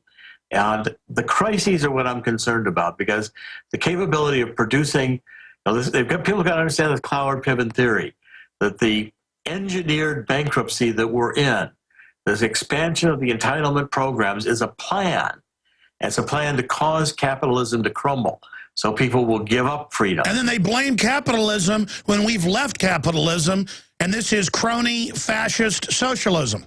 Removal of God from everywhere. This is a major theme. The school in which the kid who's on, psychiatrically prescribed drugs, playing all day video games at his home, comes into that school. You couldn't even use the word God in that school without being arrested. But then Obama would pray once it came time. They still give us the old thing every once in a while, like it's a treat they give us to then punch our buttons. It's all masterfully done. And you get back to that. When you remove God, the devil comes in. It's funny, all these killers, they're not atheists, they're devil worshipers. Play the God theme like music on, an organ to get our emotions going. So we say, oh, isn't it horrible? We've got to get the guns out of the schools. No, you've got to get armed guards in the schools. You got to get these kids, so the teachers in the teachers union who don't want to spend any time dealing with problem children can't just send them off to a psychiatrist and give them Ritalin or Prozac or some other. Well, look, I'll say this. It'd be better to put kids in a boot camp to get their butts kicked than assault them with Prozac and Ritalin that literally destroys their hearts and brains and organs. And again, that's the problem. When I did stuff wrong, I got my butt whipped. The coaches whipped my butt. They'd make me run till I threw up. And thank God they did, or I'd have probably been in prison. These kids need discipline. And the social engineers, Dr. Spock and all them, they bragged. They knew. They knew what they were doing. They knew exactly what they're doing. This is no longer freedom. It's no longer producing character. It's about control, producing control. So those in power, the teachers union, the socialists running the Democratic Party, they control everyone. And whenever they want more control or more power, they create a crisis. A bunch of people are killed, people are starving, they bring out God, roll out God for 20 minutes. Barack Obama's not going to let God be on the horizon. Watch how many times he refers to God in the second inaugural. No, he says, we are not a Christian nation. God bless you, sir. We'll talk to you again soon. The battle for the Republic is now. Thank you, Dr. Corsi. Thank you, Alex. Keep up the fight. I will, sir. You too. We'll be right back with masses of key information. All right, we've had listeners begging for this more than anything I've probably ever seen. And because I know at a sick level it's entertaining, but it's also revealing. And the incredible thing is we sit here and talk about them and then they still call in. But some of them have a halfway valid point. They go, look, I don't like Mitt Romney. I know he's evil. I know Obama's evil. He's a lesser of two evils. But those are people that have, in my view, a fallacy in their understanding. And they don't understand what we're saying. But when you get real Obama supporters calling in, they say, you're racist, you're bad. Basically the talking points, but they really believe it. I mean, they're freaked out. They're mad. They think I'm trying to keep them from some wonderful world under collectivism, under the eugenicist. Because this isn't just collectivism. It's eugenics-run collectivism. But see, all collectivism in the last 200 years has been eugenics-run. Because the British government ran this big empire, and they made a big study on record with a whole bunch of different scientists. That's why all the major sciences came out of eugenics the last 160 years. We cover this in the film Endgame. It's free online, Endgame, Blueprint for Global Enslavement. And it's the key to understanding what's happening, that they wanted to domesticate people and basically create a false reality, create an artificial system where you can't think outside that box and never escape, because they want that controlled box so they can reduce your numbers. And people say, well, they haven't done a very good job of it. There are different paths and different forces in the world. That's the thing. The globalists aren't all powerful. They will be if they get that global technocracy in place, which they're really pushing for. they could easily fail. They failed before. They admit they're behind. That's why they're working so hard right now. And some of you will go, well, there are too many people. Have you seen how dumb the general public is? Okay, but you need to understand something. Yes, there's truth to some of the eugenics argument. And I've never really talked about this on air because it's such a complex issue, and I want to make a whole film about it. But when you really look at it, they've been there sabotaging things all the way, doing things that actually increase the population and increased the population's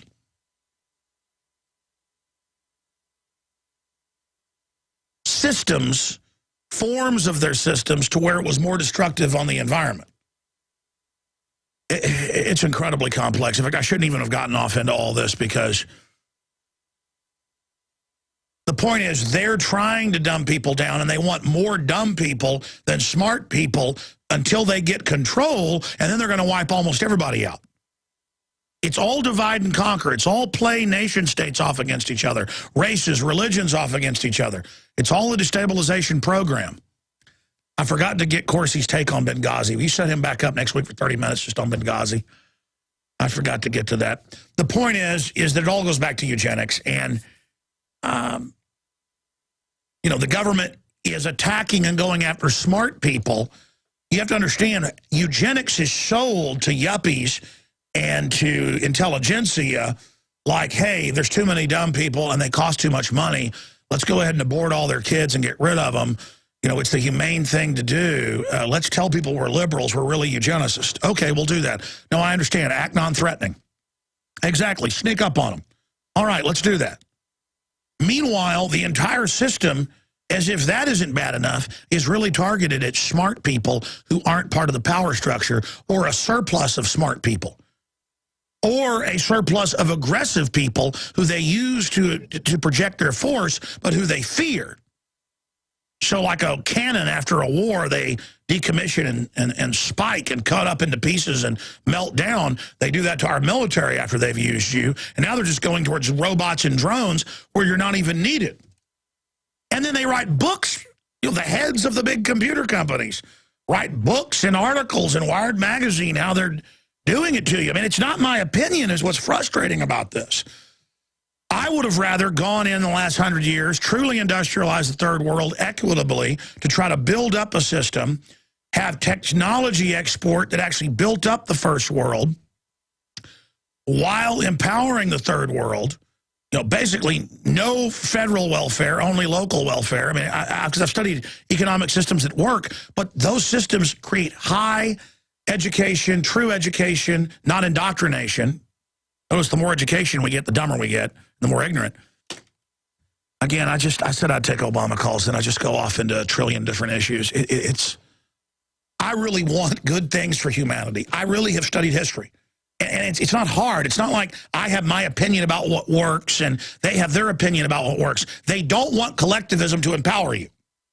They want collectivism so they have you under their control, paying your electric bill and paying for your tiny house, your Agenda 21 jail cell, so that they can dictate you're going to take shots that are going to actuary when you die to kill you early.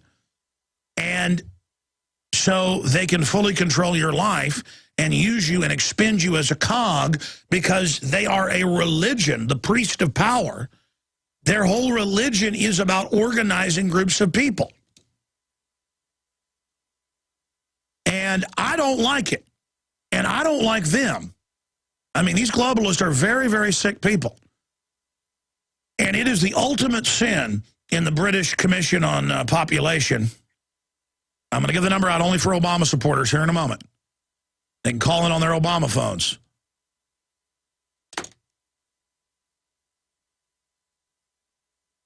I'll just go ahead and give the number out now, because I'll keep pontificating and the whole hour will go by, and I got a bunch of news to get to and some incredible videos we're going to premiere. One of them is absolutely amazing. I hope you're a PrisonPlanet.tv viewer, but for radio listeners, it'll be posted later this afternoon at Infowars.com and PrisonPlanet.com. I want to get it out to everybody. It's going to be the featured video on the YouTube channel, and it'll be in HD at PrisonPlanet.tv. You know, how am I going to save the fluoride heads that have probably had 150 shots in their life? You know, let's say an average 30-year-old inner-city woman, black, white, Hispanic, probably had 150 shots on average, been drinking higher levels of fluoride. They've done national studies where in the minority areas it's a lot higher because they're putting it even higher in your area. And that's how actuaried out this is, folks. And the people at the water district don't ask questions. They're just told, distribute it this way. That's why some have blown the whistle. See, I was able 5 years ago to start beating the drum about how they're adding radioactive isotopes in the so-called sodium fluoride from the phosphate mines. It's toxic waste they'd have to store. Instead, they make you pay for it. Some cities, millions a year, like Austin. And I knew in the studies that the stuff they buy out of Florida, the stuff they buy out of Colorado, the stuff they buy out of Mongolia, China, is full of 5 or 6 different radioactive isotopes. I mean, you want kidney cancer, you want bladder cancer, baby, get ready. I mean, in some studies, it gives you over 50 times chance of getting, and that's why that's all off the chart. So I just get up here, did reports, talked about it, read the ingredients. Took me probably 30, 40 times talking about it to get suddenly local newscasts all over the country. You can look these up. Would go and would stick a Geiger counter up against the pipes, and they would just go off the chart, and the government spun it. Oh, it must be radiation in the aquifer, which is true. They're mining limestone for phosphates, where they then take the toxic waste derivative and put it in our water. It's the same thing that's in some of the aquifers, but in very low levels. So, see, their spin, I tried my hardest to make sure you wouldn't get killed, but I can't. I can't help you. Because they're just going to hit you with a disinfo op. The feds all come in. It turned out Rick Perry made it secret. As soon as I started exposing it, signed an executive order. In fact, it was an executive directive to keep the findings, because the state started investigating when I talked about it, and Perry just put an order on it blocking it out. Then folks blew the whistle inside. See, there are good people in government and corporations. They just don't have intelligence. And by intelligence, I don't mean native electrochemical intelligence in their cerebral cortex. I mean they don't know. They would never give people radioactive isotopes. So they hear me. They go, this guy's crazy. They go stick a Geiger counter up to it and to a bag of fluoride coming in out of China. And it's you know, 20, 30, 40, 50, 100 times. I mean, it's pegging the meters. It's Chernobyl. And now you see the newscast, yeah, our water's radioactive in Austin. We don't know why. Oh, don't worry about it. Our water all outside Austin, oh, it's radioactive in Houston. It's radioactive in San Antonio. It's all over the country, radioactive. Even when you're not even getting it from aquifers. They're like, well, how is this happening? We're getting it out of a lake. They're adding it. They're adding it. And it's on record they're adding it. I mean, if a cop pulls me over for no reason, if I said they're putting radiation in your water, he'll go, I don't care. Here's a ticket. I mean, it's like, how do you, and it's the same thing with Obama supporters. I get up here and criticize Obama. They think I'm saying I'm for Mitt Romney. No, the fix was in like a Don King boxing match that's the winner. That's the puppet. That's the guy. That's what he's going to do. But then they still tear down liberty by having Romney claim he's for good things so that can be discredited through fraud so he won't defend it. And so, see, then it forces you to defend Romney when he's saying, no, small businesses did build America. But he's still a bad guy, but I'm forced to defend him. And then you hear that and you go, oh, you're defending Romney. Listen, I'm not defending Romney when I tell you there's radiation being put in your water, radioactive isotopes. See, this is what's so crazy about this, is can you grasp that in your brains if you're an Obama supporter or if you're a right-winger or whatever? Do you understand the fix is in? Do you get that through your head? The system wants to suck the energy out of you while they get ready to go to the next wave robotic system. They don't need us anymore. They say, you used to be cheap, life used to be cheap, now you're a negative. And Brzezinski, in a speech he gave a few months ago, you can pull it up, said, I saw it even quoted in the news, he said 20 years ago, to paraphrase, we find the exact quote, he goes, it was easier to just spend $1 million or $1 billion to brainwash people to follow what you said. Now it's just cheaper to kill them. See, this is what I'm trying to get across to you folks. You're under attack. 800, I'll give the number out when we come back. 800-259-9231, Obama supporters. Yeah, if you type in radioactive isotopes found in water supplies, you'll see newscasts all over the country. And guys, also type in, as I mentioned, it's been a while since I covered this, type in Rick Perry covered up radiation in water, or Rick Perry ordered radiation in water cover up. And again, my point is, we're able to get a story out and go, by the way, they're putting radiation in, radioactive isotopes in your water. We're able to get that out, but then they just give it a cover story. I mean, we know where it's coming from, and they have all these investigations. Where's it coming from? Where's it coming from? And they've got enough globalist managers out there that no newscast ever said, oh, it's in the bag of fluoride right here. When it's in government studies and state studies and federal studies, it's all known. And see, that's an example. You will take vaccines from government-controlled hospitals with a government that's been caught testing. Everybody knows about syphilis in black people because it was a big deal and came out. But I mean, there's like thousands of studies, thousands of things like that. Black, white, you name it. I mean, Obama is a globalist, New World Order eugenicist. They all are. The point is they're going to use the leftist takeover of collectivism to get control of you so they can put whatever they want in your body. Obama supporters, 800-259-9231. They are feeling good right now. They're celebrating everywhere. The government's their friend. They've got a big ego now. They're under the dark wings of the New World Order. And let's talk to Mac in New Hampshire, who's an Obama supporter. Some of these will be sarcastic. Go ahead, Mac.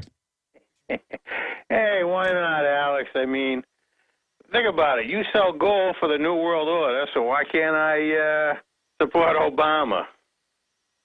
Okay, so I guess that's it. I'm convicted. I sell gold for the New World Order. Who owns all the gold? The Rothschilds, right? They own a lot of it, but they're trying to drive down the price of it and hoard it. They actually openly, all the big mega banks and people want to keep gold down.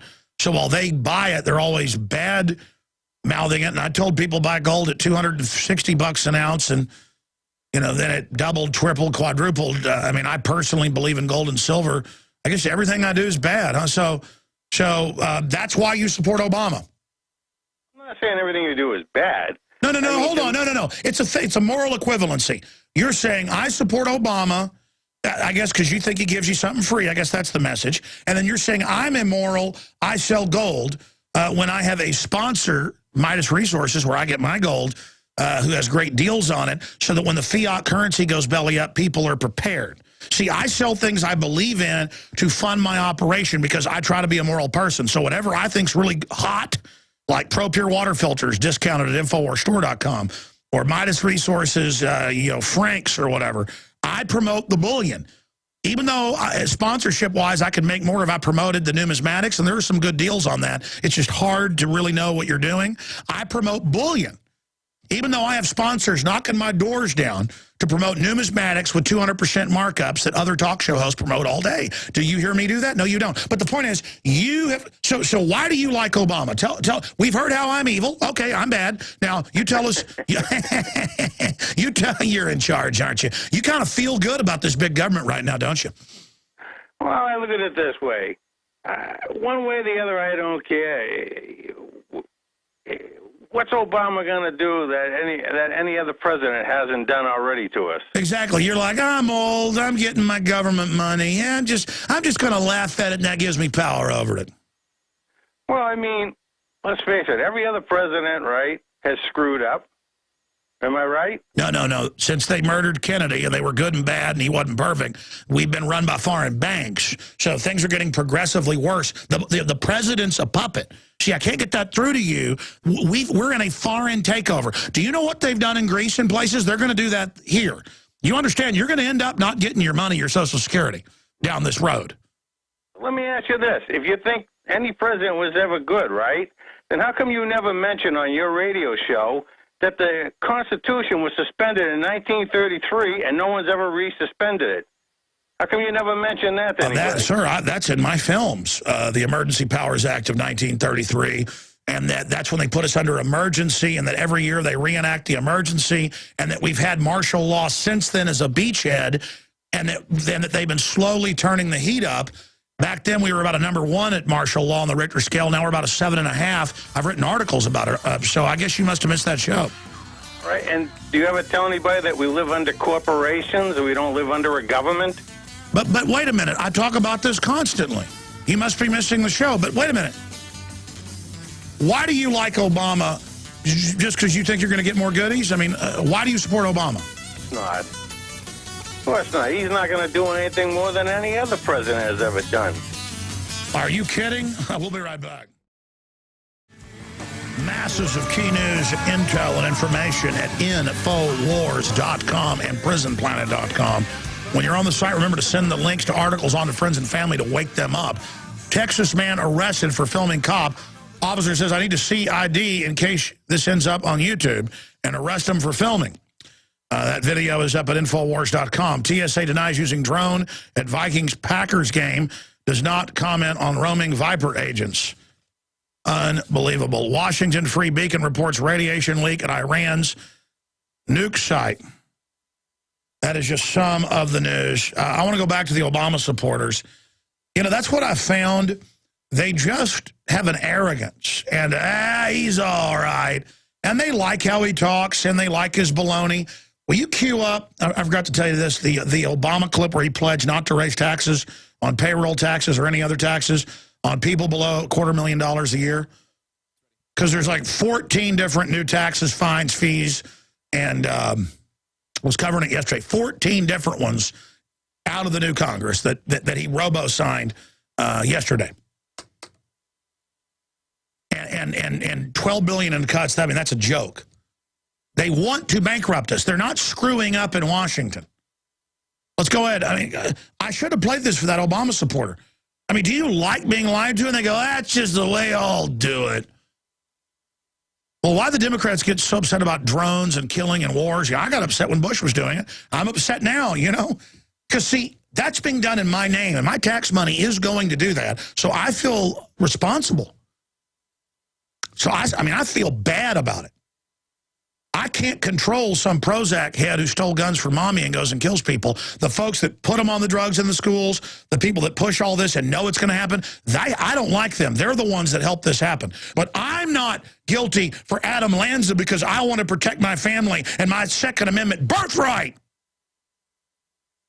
Well, let me tell you something. I do share some of the blame for not doing enough to stop these wars and things. And then just to watch you Democrats who would get so upset about Bush because it was just moral power for you. Now when Obama does it, you love it. I see him defend it. I put a video out showing kids Obama killed with drones, and they were like, good, kill him.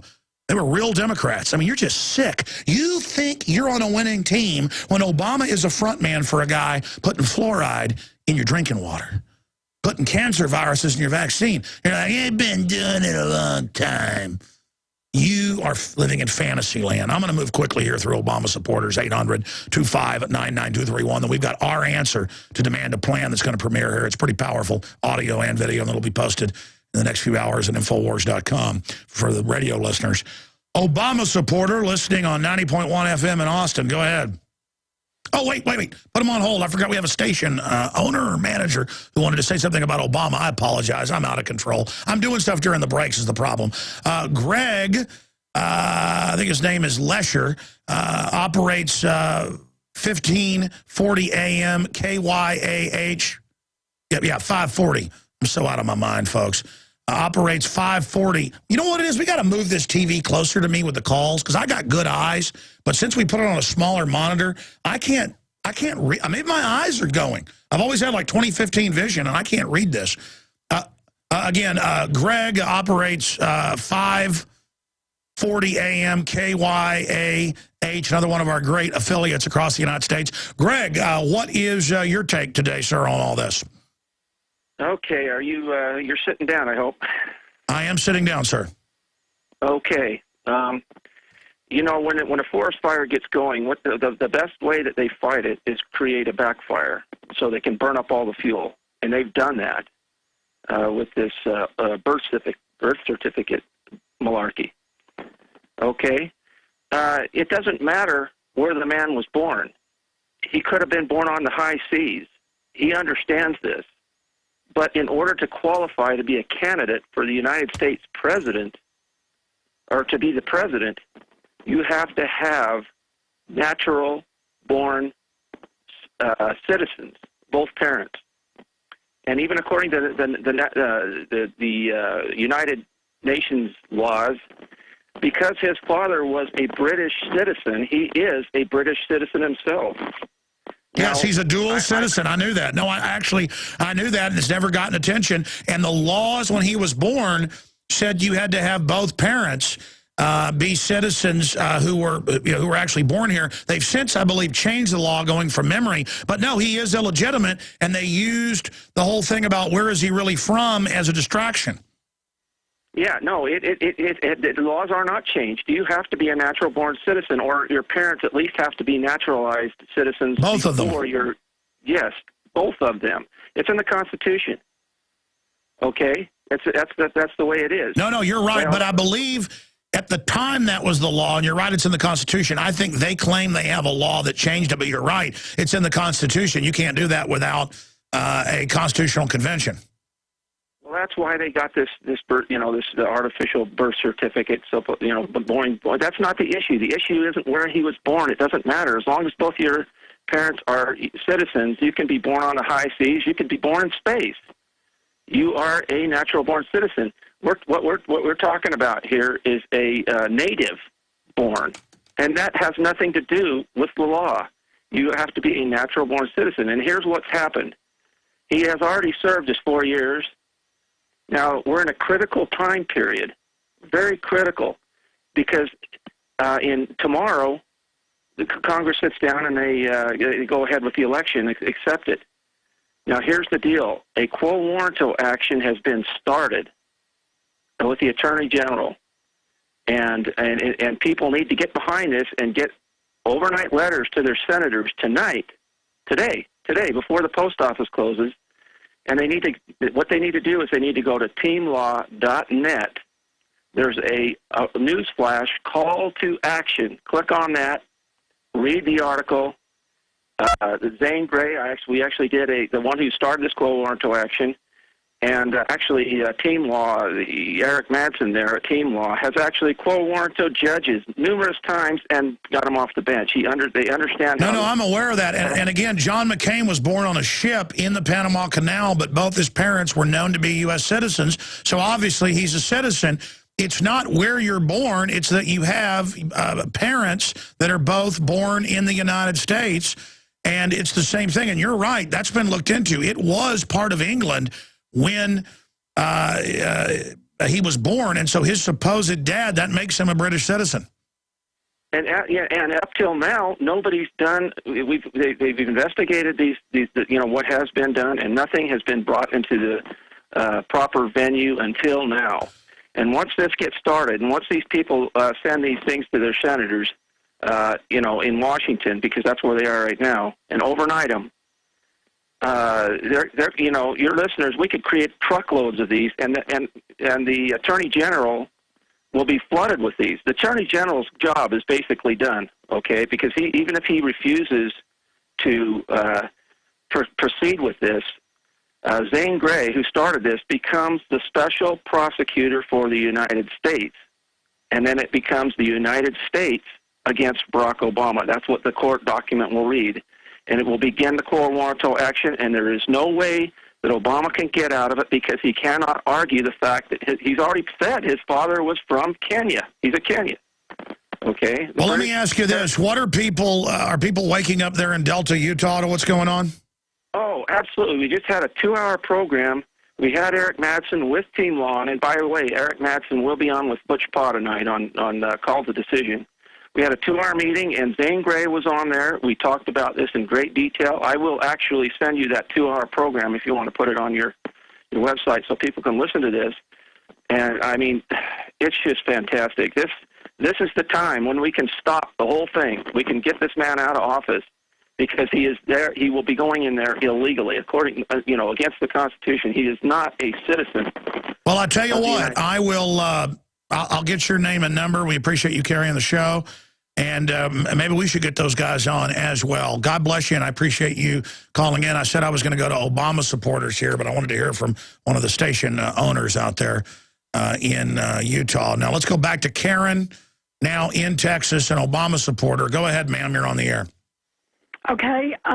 Well, it was the Republicans that put these toll roads into Austin, and we were trying to fight that.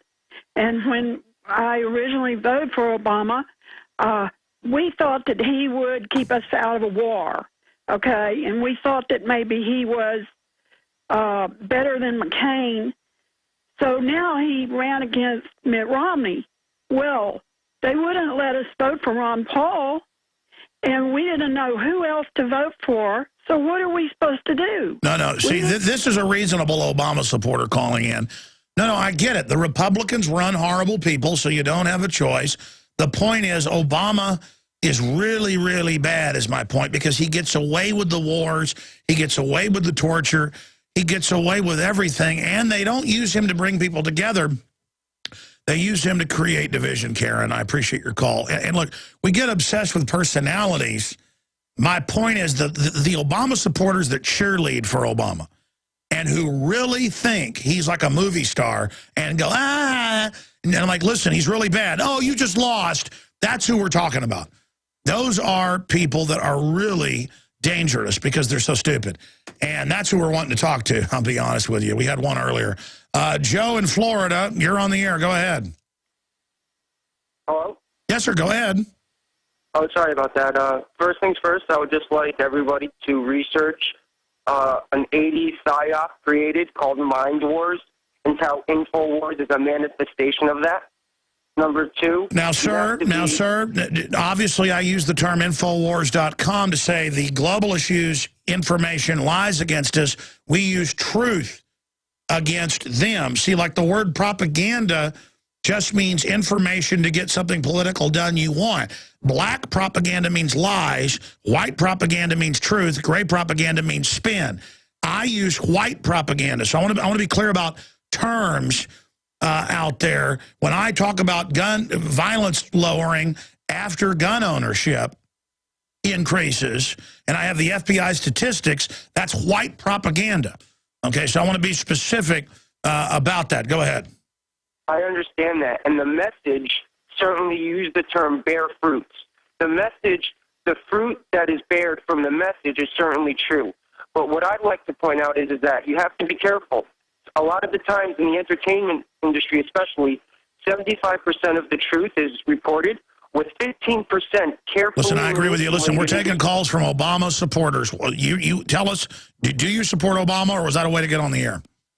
No, I do have a point about Obama. Now, you'd have to be completely unaware of the situation, what's really going on with the politics.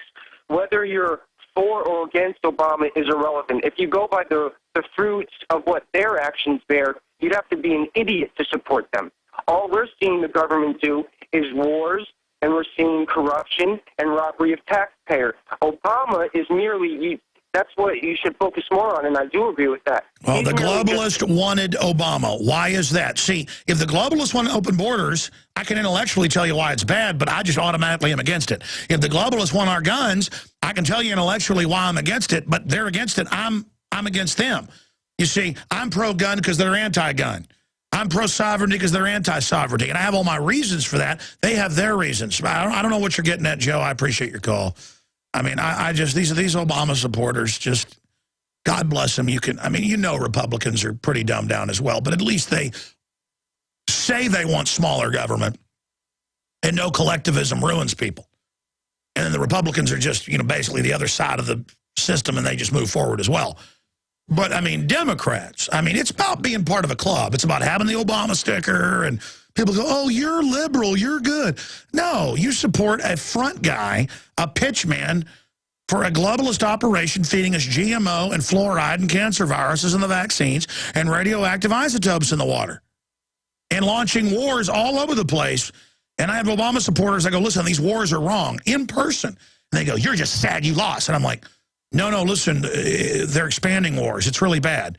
Oh, yeah, you wish Romney would have won. Would he have been better? And I'm like, you need to recognize it's wrong what Obama's doing. Can you at least do that? They go, no. You're just trying to use that against him because you don't like him. I'm just like, oh, man. And it's the helplessness of them. Jamie in New Mexico, Obama supporter. Go ahead. You're on the air. Yes. First-time caller, long-time listener. I am forced to support Obama because I am living off of welfare and food stamps. It is real easy to get food stamps. Depending on your employer, it's real easy to get unemployment benefits. I'm making about $100 less than I was, and right now it's a good thing because I'd probably be on the streets. I'd probably be living with my mom or my brother. You realize with 50 million people on food stamps, it destroys all the small businesses because only the big businesses are designed to take the money and the cards. And you understand, in the end, you're going to get nothing. I mean, you understand. Have you heard my story of how you domesticate hogs, wild hogs? The reason why it's only for this month because I am currently looking. Listen, I'm not saying you're bad. Listen, if people are really down and out, the churches or state government, there should be some form of a safety net.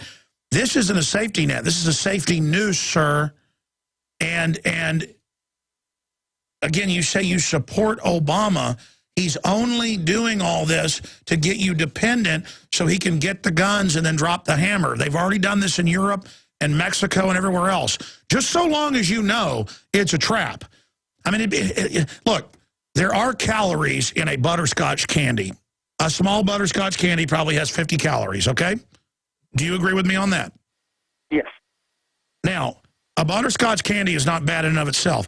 If a man opens a van door at a playground and tells a 3-year-old whose parents aren't watching him, get in the car, I got butterscotch, should the child get in the car for the butterscotch candy? Negative. But, I mean, it's a free candy. I see your point. I was at the EBT, the food stamp place yesterday.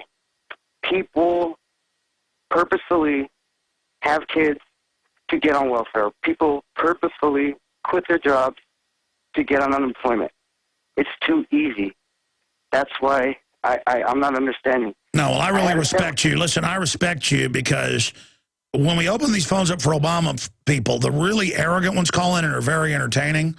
But it's sad to hear real Obama supporters calling and go, I don't have a job and I won't have food. That's what they've done to America that 50 years ago could feed the whole world. And now we can't even feed ourselves. I'm going to skip this network break. I'm bankrupting the network doing this. God bless you, sir. I appreciate your call. I'm going to skip this network break because I've got to premiere this special report here in a moment and finish up with your calls. And briefly, there'll come a time when the country's so poor, people won't even be able to support us with sponsorship.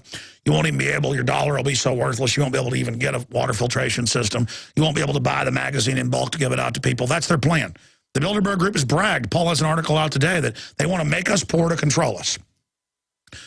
Making you poor is a tool of total control. And they've done everything they can to shut this country down. Believe me, I know. And it is very, very sad. I just hope listeners will support the broadcast, A, by spreading the word about the AM and FM stations you're listening to, global shortwave, internet streams at Infowars.com, the video streams at prisonplanet.tv. I hope you'll send it out to your email list, your Facebook, your Twitter. Get our stories out, folks. Retweet the articles we send out at Real Alex Jones. You have the power, but you have to get aggressive and vote with your dollars and your energy to promote broadcasts like this, these oases of truth, so that we can get the information out to checkmate the globalists. And we're close. Let me tell you, we're in the fight. That's why they're coming down on us, okay? But, I mean, it's kind of like a bully starts beating you up, and you get a good lick in, and they go, whoa, this guy can fight. Now the real fight's about to start. Okay? So, I mean, it's on. All right? I mean, I'm here to tell you, this is it. Every expert we talk to says their spotty sense, I just got a complete chill, is off the chart right now. Gosh, I got goosebumps on my face. Look at that. I mean, this is not a game, ladies and gentlemen. This is gut check time, okay? This is not theatrics here on the radio. This is not a game. And they're going to bankrupt us forever very soon and put us under Agenda 21. They want you on welfare to make you go live in a 200-square-foot house. Room. They're already making welfare recipients take unlimited shots, like 50 a year. All right, I'm going to go to this special report. It's very powerful. We're going to give it a title in the next hour and put it up at Infowars.com. Get it, Facebook it, put it out on Twitter, put it out on YouTube, talk it up, get it out there. Fight the COINTELPRO trying to block our videos, trying to distract people. You cannot be stopped if you take action. Little things turn into big things. Small things can grow like a mustard seed. Big things have small beginnings. So this video is our answer to the demand a plan, Hollywood, Bloomberg, turn in the guns video. And it gets into false flag, democide, you name it, put together by Melissa Melton and the rest of our crew. Here it is. Northwoods, Gulf of Tonkin, Gladio, Kent State, Ruby Ridge, Waco, Oklahoma City, the World Trade Center, the Pentagon, Shanksville, Hurricane Katrina, Fast and Furious. Fast and Furious. Fast and Furious. How many more? How many more? How many more false flags? How many more? How many more government buildings? how many more innocent people? How many more? How many more? What has been the #1 cause of unnatural death in history? Democide, or death by government, has killed 290 million people on record. 290 million people killed. Killed. 290 million. Killed by government. The government. The #1 killer in history is democide. Democide. Democide. Death by government. Look it up. Go look it up. In the 20th century, government murdered 4 times as many people as were killed in all the international and domestic wars combined. USSR. 61,911,000 people killed. Hitler's Germany. Nearly 21 million people killed. Japan's imperialism. Nearly 6 million people killed. Western colonization killed over 50 million people. Pol Pot's Cambodia, funded by the U.S. government. 2 million people killed. China's Communist Party, as many as 76 million people killed between 1949 and 1987. And the list goes on and on. So now you know the most dangerous thing to you and your family in the world is government. Because mass murderers agree. Gun control works. Disarming citizens is democide. Disarming citizens is democide. Disarming people is democide. How many people have died because of Fast and Furious? No more false flags. Enough. Enough. It's enough.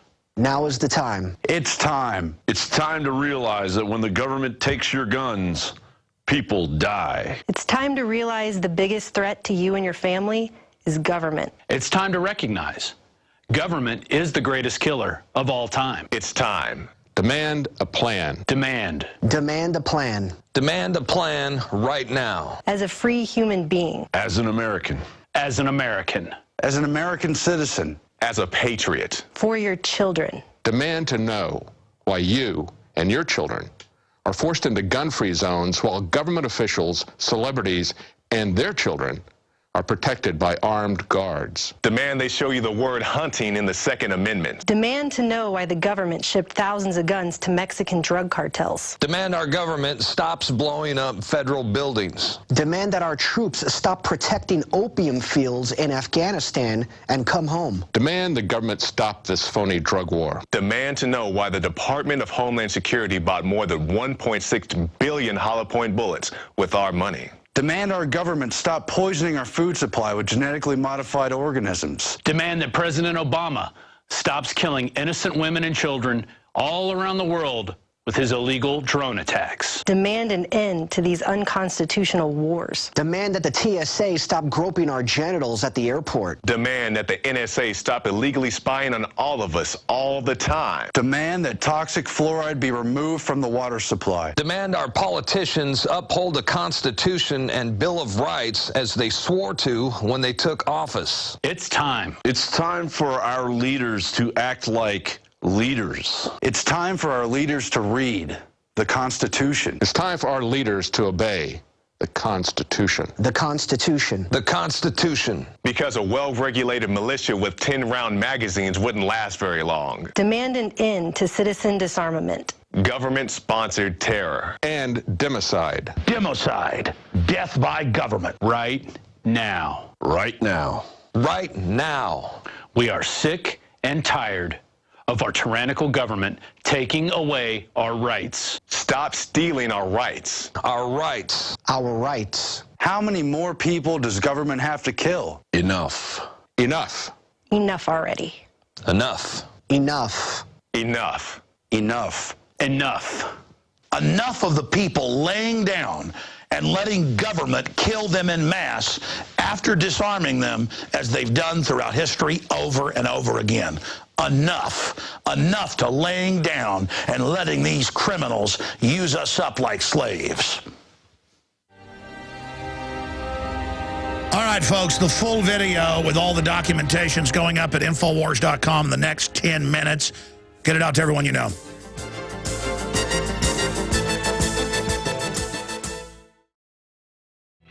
When populations get decadent and decide it's cool to lay down to big government, everything collapses. You get put in forced labor brigades.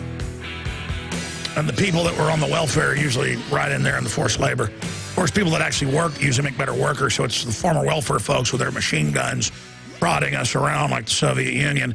Let's go to Jeannie, who says she's a real Obama supporter. She's a KLBJ 590 listener. I guess she's listening on 90.1, though, right now. Jeannie, tell me about how great Obama is.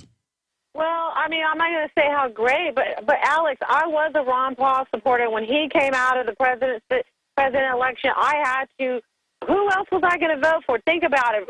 To me, Romney, all the Republicans, I feel like he wanted to take women's rights away and all this. I could not support that. Ma'am. We're not even saying you should have voted for Romney. It's the endorsement of Obama and people feeling like they had a victory because he's in there now and he's your president. It was all rigged. Okay, that's what I'm telling you, is that it's rigged. And it is wrong what they did to Ron Paul. It's probably why Romney overtly lost, but there's election fraud as well. My point is that America is going in a socialist direction. And socialism, ma'am, is a nightmare. I mean, France now has over 80% taxes with a 75% tax on everything above that. You make over $1 million, you pay 80% plus 75 on any money you keep. I mean, should taxes be at 99% or 100%? Alex, I want to say something controversial, and I don't care if it gets everyone mad, but I'm going to say, to me, the reason this country is going to, you know where, is because of old white men who are running the Senate and Congress who have been running it. We have, what, 1% of Mexicans and black people that are in the Congress, Senate? No, it's not. It's I mean, are you kidding? It's all-time record high. There's like 20 women in the Senate alone. White old men running this country, the Senate and Congress. Ma'am, hold on, man. I mean, are you really this ding-batted? Where it's just fun to, hold on, I know the Democrats are all about race, and you sound like a white lady, I don't know if you are, but the point is, it's like just fun to put down white people, and I get that's fun. I mean, that's the new trendy thing. I get it. You know, jumping off cliffs is fun too.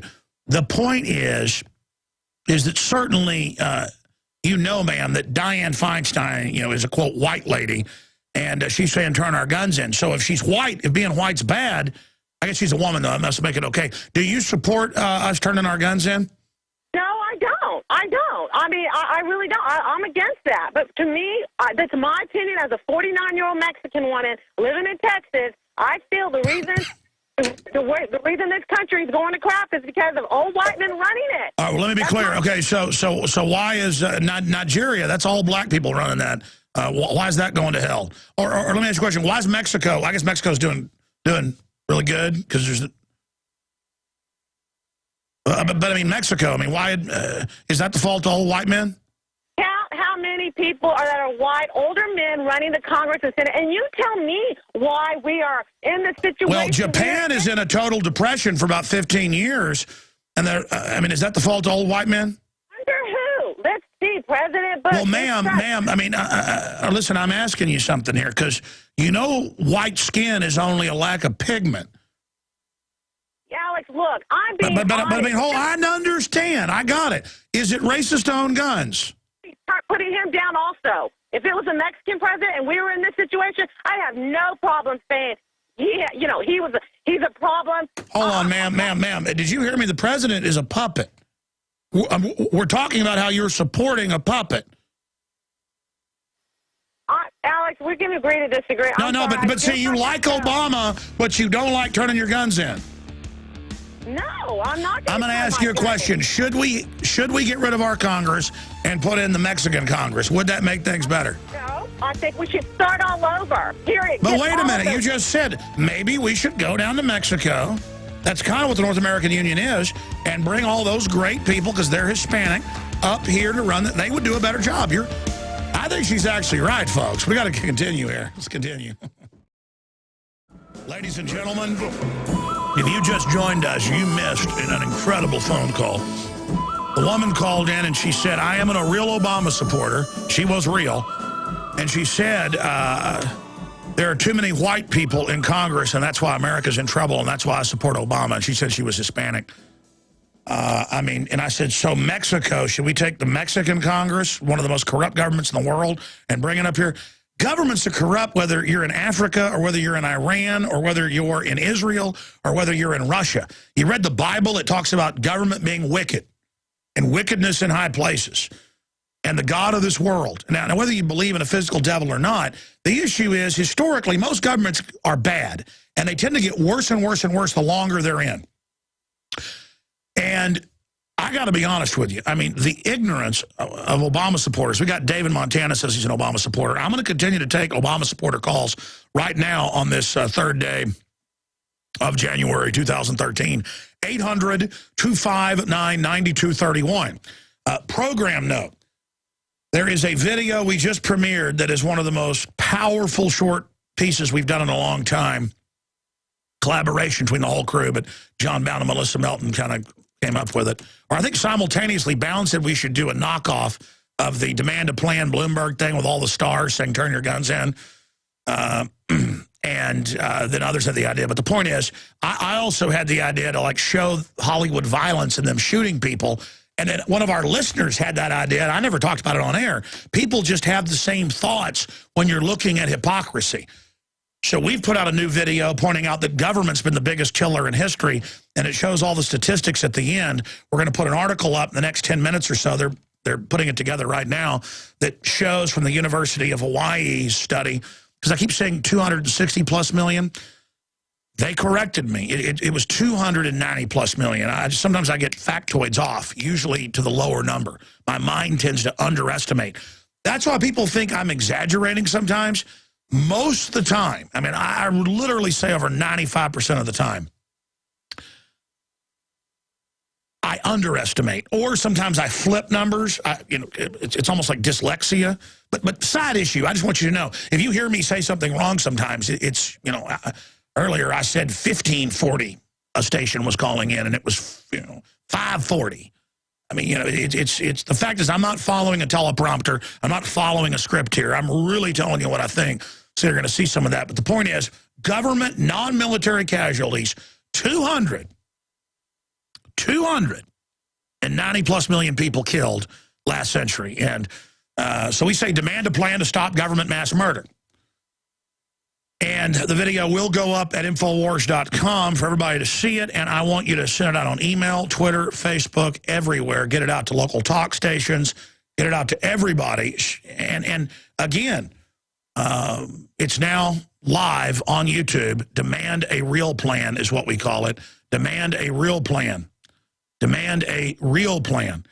And we're going to have the statistics that we have in it posted under it. She's also writing another article that'll be done soon that basically goes with it. But for Obama supporters, call in on your Obama phones, 800-259-9231. 800-259-9231. Let's go ahead and talk to Dave in Montana. Dave, go ahead. You're on the air. Alex, I support Obama because I hate the Republicans so much, because they hate the 10th Amendment. They could have been in office. They could have ran away with the election. All they had to do was back up the 17 states that exercised the 10th Amendment for marijuana and allowed their people to use medical cannabis and to use cannabis, the hemp ruderalis part of the cannabis, for industry and jobs and all right and liberty.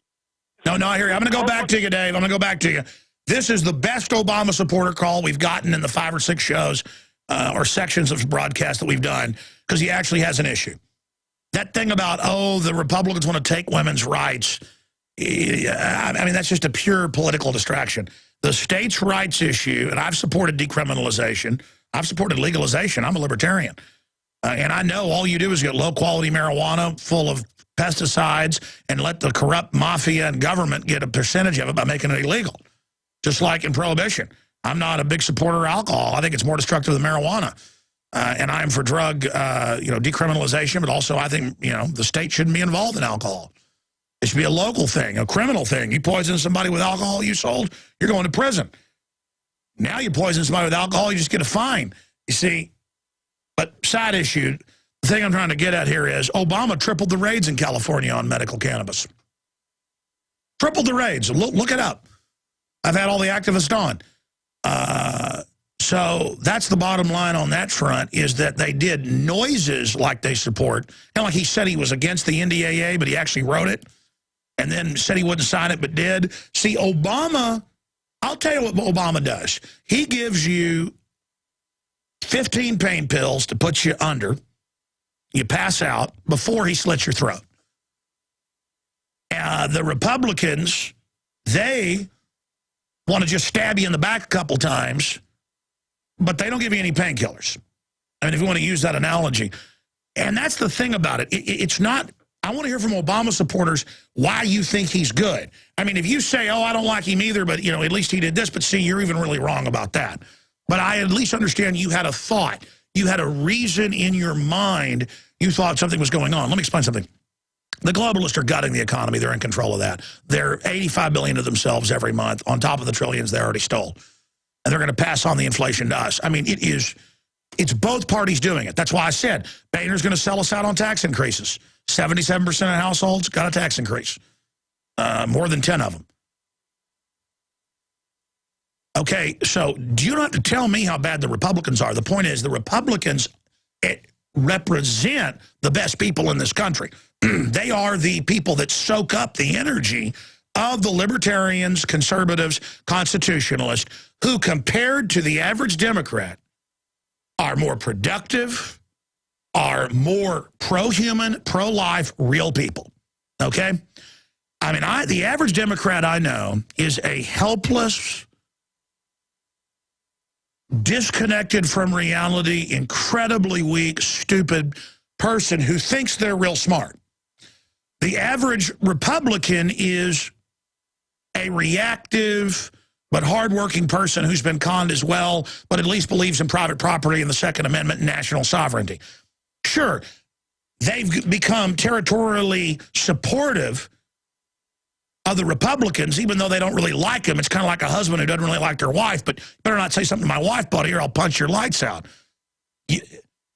And the Democrats know they've taken over, and they know the Republicans are bought off, so they know that conservatives are going to leave Republicans, and the whole party's just going to die, and then it's going to be a giant Democratic Party dictatorship to split in two. And that's actually been their plan. They're talking about that. Cancer divides. And they're just going to hammer us up one side and down the other. When they legalize the 30 million illegals and let them bring in their families to have anchor babies paid for and everything, it's going to further bankrupt stuff, drive down wages. They're exempt from all the laws. Again, not that they're bad people. They're leaving a country brought down by globalism as well. It's that they're given this free ride. Well, it's the same thing with any other group. You've got some Hispanic Mexicans who work harder than anybody I've ever seen, who are incredibly smart, know how to fix everything, politically know what's going on, and are good people. And they will not, because they're Christians. They're always Christians. They won't go take welfare. They're too prideful. They understand it's bad. And then you've got the other group, just like with whites or blacks, that wants the free ride. And it's just disgusting. And everybody's going to have their future destroyed. All I'm telling you is the people running things are super bad news. Let's go to Gordon in Canada. He is a Obama supporter. Gordon, go ahead. I was going to go back to the other guy, but he hung up. Go ahead, Gordon. Yeah, you mentioned that you believe the president is basically a puppet. Is that correct? Oh, my gosh. He's an absolute New World Order puppet, but he enjoys his work. Okay, so we both agree on one thing, at least today, that the president is basically a puppet. And really, he, as a puppet, he's basically, would agree that he's basically ineffectual as a president. He's merely a puppet. His position is... Yeah, just like John Boehner, but the spectacle of him being the leader, that's used to pacify people and to create a false debate. I think that as a leader, Obama has been one of the most influential leaders that the United States has ever seen. Yeah, no, Kissinger said that. He said Obama's going to bring in the New World Order. Well, unfortunately, I probably would disagree with you there and say that it was probably Franklin Delano Roosevelt that brought in the New World Order a long time ago. Maybe. Yeah, but a beachhead is not true domination. See, this country had so much wealth and so much power and was so wild, it's taken them 80 years to get to this point. So see, that's an argument about they may have declared a federal emergency and set up state police who are really federal police. I'm going to skip this break and then go to the bottom of the hour. Go ahead and make your point. I'm going to let you talk. Mr. Jones, I just flew into Canada, a very small country of 32 million people. I was relatively unaccosted at both security sides of the border. I enjoy a job that is based on free market society, and the only reason that I'm able to enjoy the level of, or the standard of living that I do enjoy in the United States is because we have a stable government. And right now, the United States government is one of the most stable governments in the Western Hemisphere. And as long as the President of the United States is in power right now, I will continue to enjoy that standard of living. When I was living under the previous administration's standard of living, it was atrocious. The police state was far more worse than it is today. I understand where you're coming from. I do believe that we've probably stepped over the line in terms of personal liberty. But to go so far as to start labeling the president or to question the president as integrity, as a man, you and I really don't have the luxury of knowing the person or the human being. You know, I disagree with that. You will know them by their fruits. And the obsession over most Obama supporters I talk to who are intelligent will say the things you're saying, and then they'll say, plus, you don't know the man, you don't know what he's going through. Listen, I've really watched Obama carefully, and I've read his earlier writings, and he is just another narcissist wanting to dominate people, and he's reading off teleprompters. I'm saying what Obama signifies and the time we're entering. By the way, I know a lot of folks have been in Canada lately. They say it was the worst security they ever went through. Now, they must have you profiled. That's part of the police state, and they're leaving you alone because you're business. You go back and forth. Canada, you know, just worst experience I ever had at the hands of the, quote, police. Well, not the worst, but the worst as an adult, as a non-teenager, was there in Canada. I mean, just to say I'm doing great, I'm doing good. All the financial metrics show the Republican and Democratic leadership are hand in glove with this banking takeover. And for certain people, the economy's doing better. But overall, worldwide, globalism is designed to render us bankrupt. And, I mean, the globalist state, they're using this to bankrupt us. And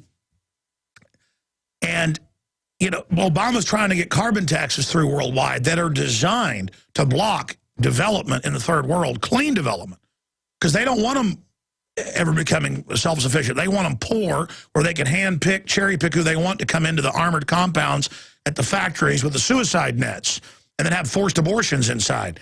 I mean, I just know too much about the globalist. I mean, people tend to judge things by, I mean, I guess I could sit here and say, I know a lot of conservative talk show hosts, libertarian talk shows, they go, well, Alex, things are real bad, but at least, you know, we're going to get bigger audiences during this. And that's like saying, like if I owned stock in a company that sold chemotherapy stuff and one of my kids had cancer and I'm like, well, at least I'm making money off the chemotherapy I just bought because I have stock in it. I mean, it's super hyper predatory.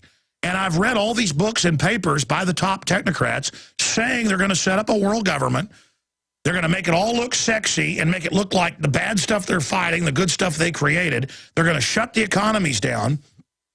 And they're going to forcibly reduce population. And then I talk to so-called lefties, and they go, well, there are old people do spend too much money at end of life. We are collectivist. Let's get rid of them. I mean, that money that gets spent goes into the system to begin with and funds people. Is the medical system corrupt? Yeah, because they're teamed up with government.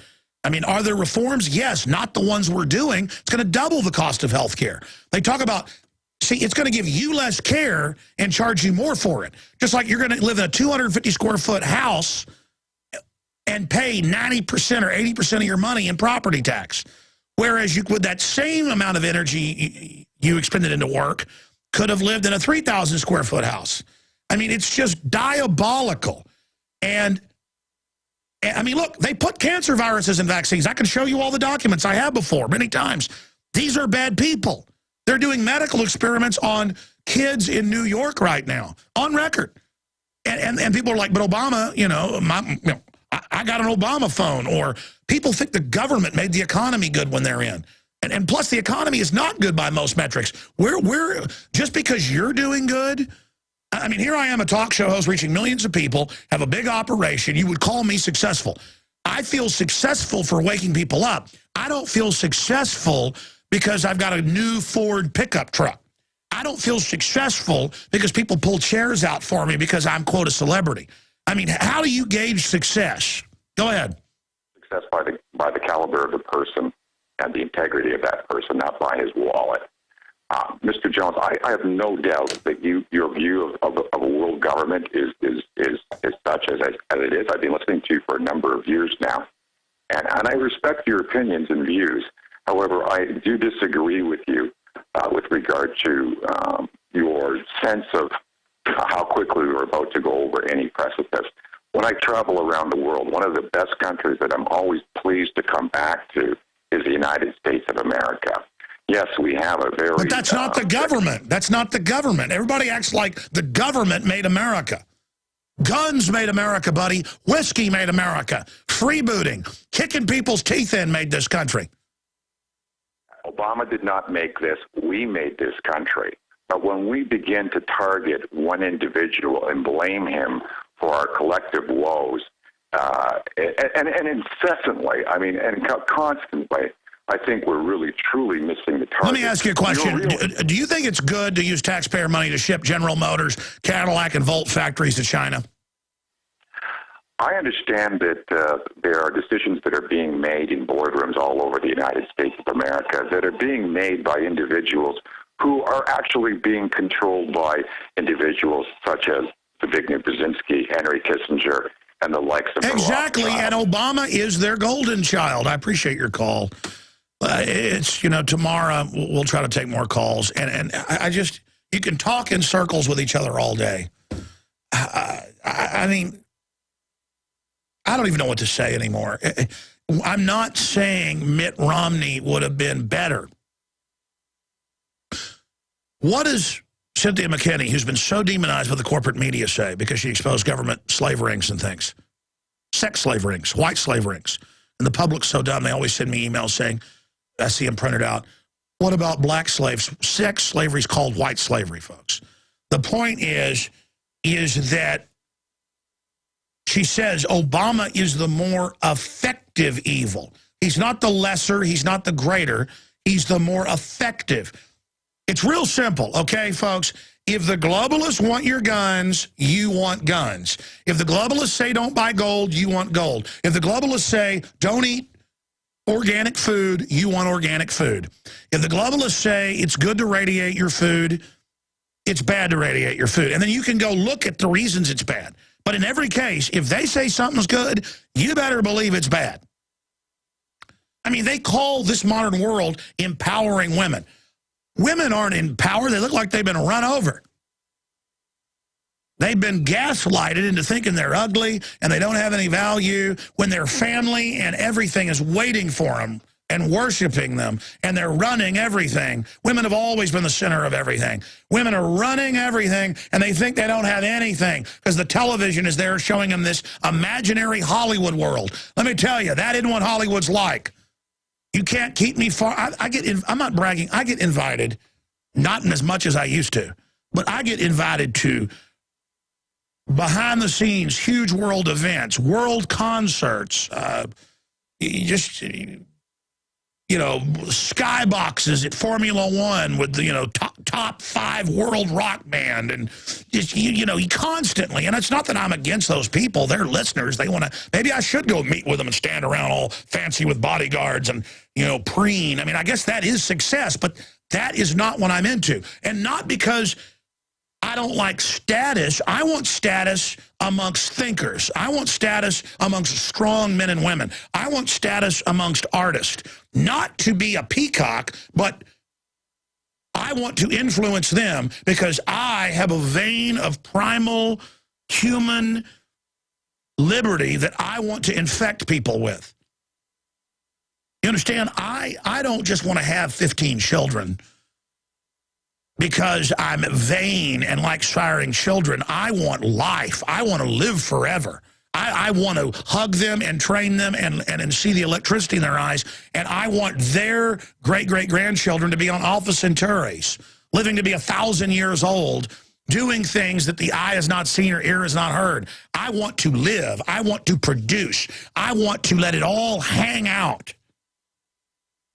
I don't want to run around in some primitive monkey behavior and sit up in the top of the highest part of the tree like a chimpanzee you'll see arrogant chimpanzees or baboons acting just like humans, sitting up there because the top one will sit there and just lounge like a king. Oh, I'm in charge. That doesn't do anything for me. Spacecraft, mathematics, art, beauty, the next level is what I want. I want to see you win. The globalists want to see you fall. I mean, it's real simple. The government is not your friend. It's cancer. Get the video at Infowars.com. Get it out to everybody. The gun grabber video is now up there right now.